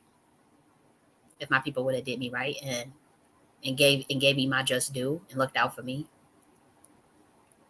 I don't have any incentive on doing that. And I don't have to. That's the thing. Like, as a priestess and as a god, like, we don't have to transfer our energies to the next high level priestess or nothing. Y'all ain't do shit. Hell no, we ain't got to do, or to a community like High John the Conqueror. Nothing. We ain't got to do that shit. I don't know who told y'all that. Maybe that's a practice in Africa. They do that. I don't have to transfer shit. You think a chaos intelligence being got to transfer something to some people on Earth? Are you kidding me? And the people on Earth treat them like crap? Nah, they'll do it if they want to do it. Now, if I wanted to do that, and the thing is, I don't have to transfer my power to anybody. I can give someone my power and still have power. I don't think y'all understand what this is about. If you are connected to the galaxy, you can replenish your electrons at will infinitely. Infinitely. But if I say I'm not doing it, I'm not doing it. But if I want to transfer energy or give photons to another person, give photons to heal them, give photons, I will do that. And I will always get replenished. I know how to replenish myself. I don't have to steal other people's energy. I don't have to sacrifice. I don't have to deal with blood magic. I don't have to sacrifice animals. I don't do none of that shit. I know how to get energy straight from the galaxy. Over and over and over and over and over and over again. That's why I'm a light generator. But I don't have to share that with anybody. If I want to, I can. I would have if my people would look out for me. But what incentive? I'm not giving nobody nothing that. Like, your motherfuckers gotta look out for a nigga. For somebody to do that. Nope. I've given light photons to Black Americans. I've given light photons to for people to heal themselves, to manifest certain things. I don't mind doing that, but because I know where to go and get more. But I'm not sacrificing nothing for a group of where y'all just badger and badger and badger. It was like y'all was killing my soul, and I had to fight that off. And now I see what's going on. It's open season. It's open season now. Because now I know what's going on. Now I know what y'all was doing. And so I have to protect myself down here. So I would tell, and I know that there's this is dimensional. These sound waves can travel interdimensionally. I would tell any chaos intelligence being, anyone from different constellations and star systems, with the exception of me and the ones that's already down here, whether you're Pleiadian, Lemurian, Atlantean, the Atlanteans, the ones that's cloak right now, you're fine. But for anyone that want to take on a recognizance mission on planet Earth, or think they or get big headed and have an ego trip and think they can come and do anything on this planet, I would say that while you'll be protected, that's true, because we know who we protected by.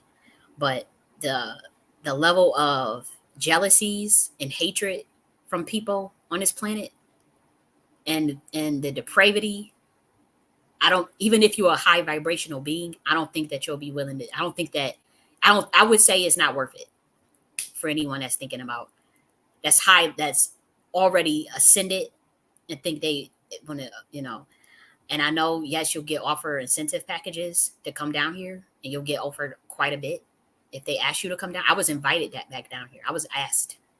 I did not have to come. I did not, all this reincarnation stuff they're talking about. I can't even relate to what even none of that is. I know it's true. I know time looping and reincarnation. I know it's real. I'm just saying, like, some of us do not have to, we did not have to come down this bitch. And I've been saying that for years, and I've been getting slack for that, because people know that they've been reincarnating. They've been saying, "Oh, I've been reincarnated. It's my 8th lifetime. And I've been telling them, why the fuck you keep coming back here? And they tell me, I have to. No, you don't. Who told you that? Now, literally, I've been in arguments with people talking about this stuff. Like, why you don't have to come back here? I didn't know that. Literally, somebody told me that. I didn't know that. Oh, what the fuck you mean you didn't know? Who was telling these people that? No lie. We talking about somebody in their 50s. Told me they didn't know they didn't have to come back down here. And they have been coming back down here over and over. I said, damn. But no, we didn't have to come back down here. So I would tell any of, whether you're the Avians, Pleiadians, Lemurians, Octarians, unless you're already down here. I'm talking about the ones that's thinking of trying to get through on planet Earth. I would say it's too hostile right now, and it's the paradigm. We're a little too early for what we need. They will subject you through mind control. They will subject you through the MK Ultra system if they find out who you are through your bloodline, and you come through a certain family. They will subject you to all of that. That's happening, because they have a bunch of secret societies that's on Earth, so they keep the rest of the humans dumb and very stupid, like kindergartners, and they'll keep all the knowledge from the humans, even though the humans are supposed to know everything, like they know the same information. They'll hide it from them, and they are tracking certain information, certain bloodlines that come through. And what they do is they'll target them as soon as it's a kid. Soon as you are born, they'll target you immediately if they know that you are from a certain constellation, from a certain bloodline, or of a certain species. So I would say it's not worth coming to planet Earth, because you will be subjected to that. You have to go through their systems, that medical industry, especially if you get a birth certificate and all this stuff. That's where they take the Hippocratic Oath. That's all high level occult shit. And they know who is who. There are interdimensional beings that are all in the mix of this, that are posing as humans. And you will be targeted from childbirth if you are a light being trying to come on planet Earth. That's up to you. So all these souls want to come, I guess that's on them. But for us, the chosen ones, I say we do what we got to do. We finish our plans. We finish what we came here to do. We do it with grace. We do it proudly. We don't let up. We do it with pride. We do it with integrity and authenticity. We finish up what we came here to do. If the people don't want to listen, they got gatekeepers. They got all types of handlers. They got all types of horrific stuff set up in place where they can blackball you, blacklist you, try to lock you up, trump up chart. They do all types of stuff down here on this planet. If you want to deal with that, then come down here. But if you don't think you can handle that, and you're already a light worker from the Order of Kali, Dragon Riders, the Atlantean dimension, this when you were on when the Atlanteans was here all them thousands of years ago, they ain't have to deal with this shit. This is a whole nother ballpark. This is a whole nother beast. And so while we're ushering the new plans for planet Earth in the age of divine feminine, we're gonna do what we gotta do. But when we leave, that's it. That's it. Because they got twisted information. Humans got botched information in terms of what they think is going to happen in terms of these prophecies. They really think somebody is coming to save them. They really think like they focus on separation and division. They focus on hatred of divine feminine. They focus on low governing force. They focus on constant distractions, shit that don't matter. All it's material. Everything is material, realm, and money. They sell each other out. I'm talking about all the humans, not just a certain group either. These are the things that they do to each other. So I'm speaking through these sound waves of the electromagnetic field throughout times and space, even though this is streamed on StreamYard on YouTube, which we all know what sound waves and radio waves are. Do not take that chance. And when I get back to the other, when I come back to my family, the galactic family, y'all, we could laugh about it. We could laugh about it. We told you, we can laugh about it. I can eat my crow. I can eat crow. I already know I'm gonna come out on top. But I know that y'all gonna be like, it was harder than what you thought, wasn't it? I'm gonna say yes, mother, primordial mother, Godhead. And she said, it was harder than what you thought. She already been saying that. But I'm saying when I have to meet the rest of my adjutants and the rest of my brothers and sisters when I go back, I'm talking about spiritually now. I'm talking about the spiritual sense. When I go back in the spiritual world, back to my galactic family, y'all going to be looking like, when is something else down there? We told you. We told your ass. Especially with my brother. I'm going to be like, But they got my back. But we still looked out. We protected your ass, didn't we? But it was hard down there, wasn't it?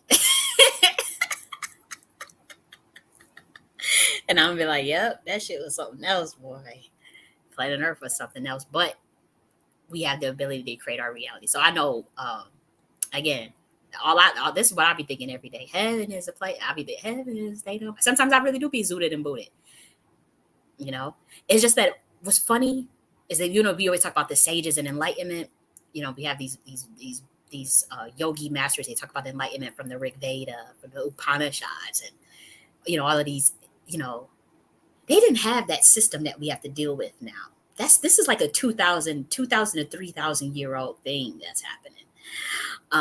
Where if you open up your pineal gland or your crown chakra and become enlightened, that's when the government and the highest levels of I want to give y'all this information so bad, but I'm kind of nervous too. That's when they turn a derma urge on you. This is why all of the spiritually inclined enlightened people are saying that these are happening, and people just thinking they lost their mind. They not. This is new. This is the same thing they did to Yeshua. If you become enlightened on planet Earth within the last 2,000 years, or a truth speaker, truth teller, anything of that nature, this system will come for your ass because they are in power now. It was not always this way. Like how you could be a Buddha. That's why they closed the federal parks and nature and all that stuff. Back in the day, since after the Gautama became enlightened, you can go sit your ass in that tree all day and be good, or go in that cave, just sit your ass and be all good. You don't have to do that to show that you're enlightened. I'm not saying anyone, but I'm saying you could do it peacefully. You cannot do that peacefully in America. I've tried it. Anywhere you go under a tree and try to meditate, the park is closed. Some security come up, parking you in nature somewhere minding your business. Security come, the park is closed. You got to leave now. You can't even chill in peace.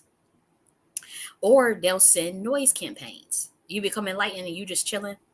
Everything is to distract. If you at a certain level, this is real. You could fight anything off because it's the mind's eye. God is your shepherd; you shall not want. But I gave a code. But this is new. And so that's what I'm saying is it's different. Yeah, you come to Earth, you could accelerate your enlightenment really, really, really, really fast. But when you do, that's when how do I say this? The Draco. I don't even want to go there. Because then it's like, yeah, I'll say it. You guys can understand. So the Draco Archon, the highest levels of the system is ran. I'm not gonna say that.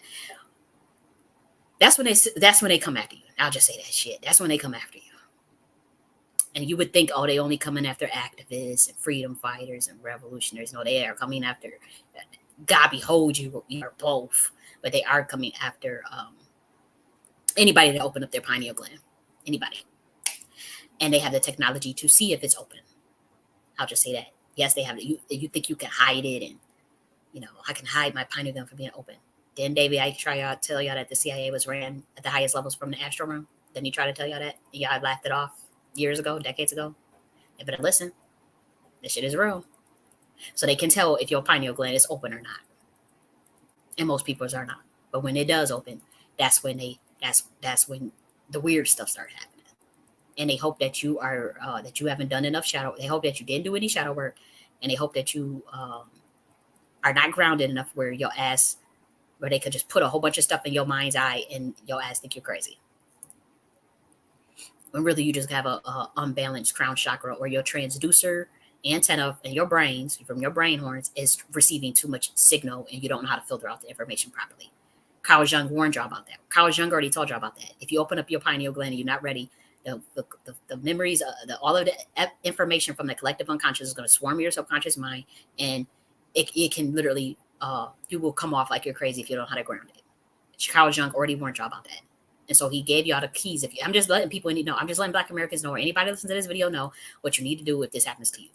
Study that Carl Jung work, the analytical psychology stuff about the collective unconscious, because that's what's going to help you if this happens to you, as far as just balancing yourself and balancing your third eye. He knows some shit. So Carl Jung is, I have to say, he helped me a lot too. And so, yeah, I went on some tangents, but Tariq, we are moving in the age of divine feminine, honey, and you need to give credit where credit is due. I'm not going to sit idle and quiet anymore just because of past history in terms of being under that tutelage of your body of work of what you did in the past. The days are gone. I have my own body of work that is very unique and that is uniquely mine. So I'm not about to sit up here and just be quiet while I'm seeing my intellectual property be siphoned off, even if it's on a small scale. So we can squash it, or we can square up in the spiritual realm, however you want to do it.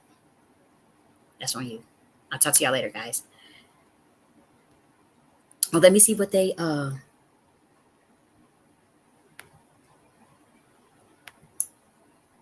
you see why I set boundaries for their programs to use and abuse this. Oh, where they turn the alien sign on top of it. Yep. Yeah, that's right. That's what they be doing.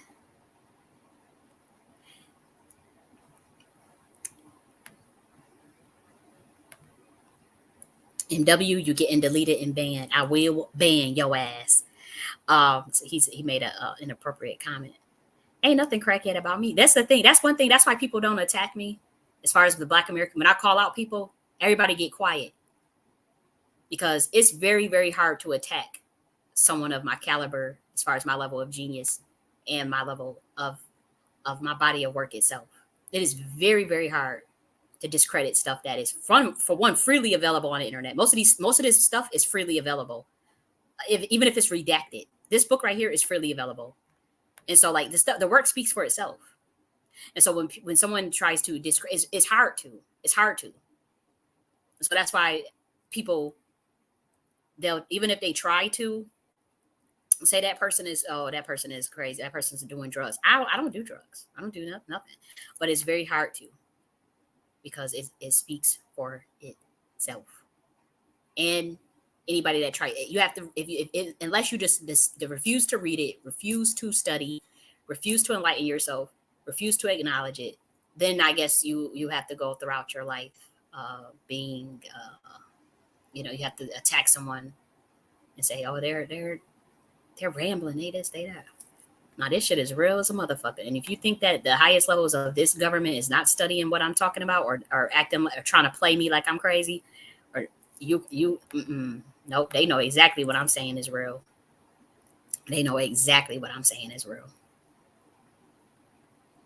Tariq knows. That's why he tries to act like he don't know who I am, ignore, and I've called him out. He'll never, ever, ever, ever, ever publicly attack me. Never publicly attack me. Tariq Nasheed will never publicly attack me. In terms of negativity, he will never do it. He knows who I am. He knows exactly what this is all about. He's not a stupid man by a long shot. He is an occultist. He is very powerful warlock. He is not more powerful than me. He has tried to get at me in the spiritual realm, and I tagged his ass, and then he decided to help me in the spiritual realm. This is what they do. They might be hiding it, but they might hide it from you, from the average human. But this is just how it goes. But he will never publicly attack me. He can't. He has studied my work. I have shown y'all the timestamps. So he might, his people are not really going to. He keep them on a leash because he knows exactly who I am. So go and run and tell him or whatever. I know you already know, y'all. Look at she doing this live, or the nigga gonna watch it anyways. That's as quiet as it's kept. He gonna watch it anyway. So I'm gonna talk to y'all later. Bye.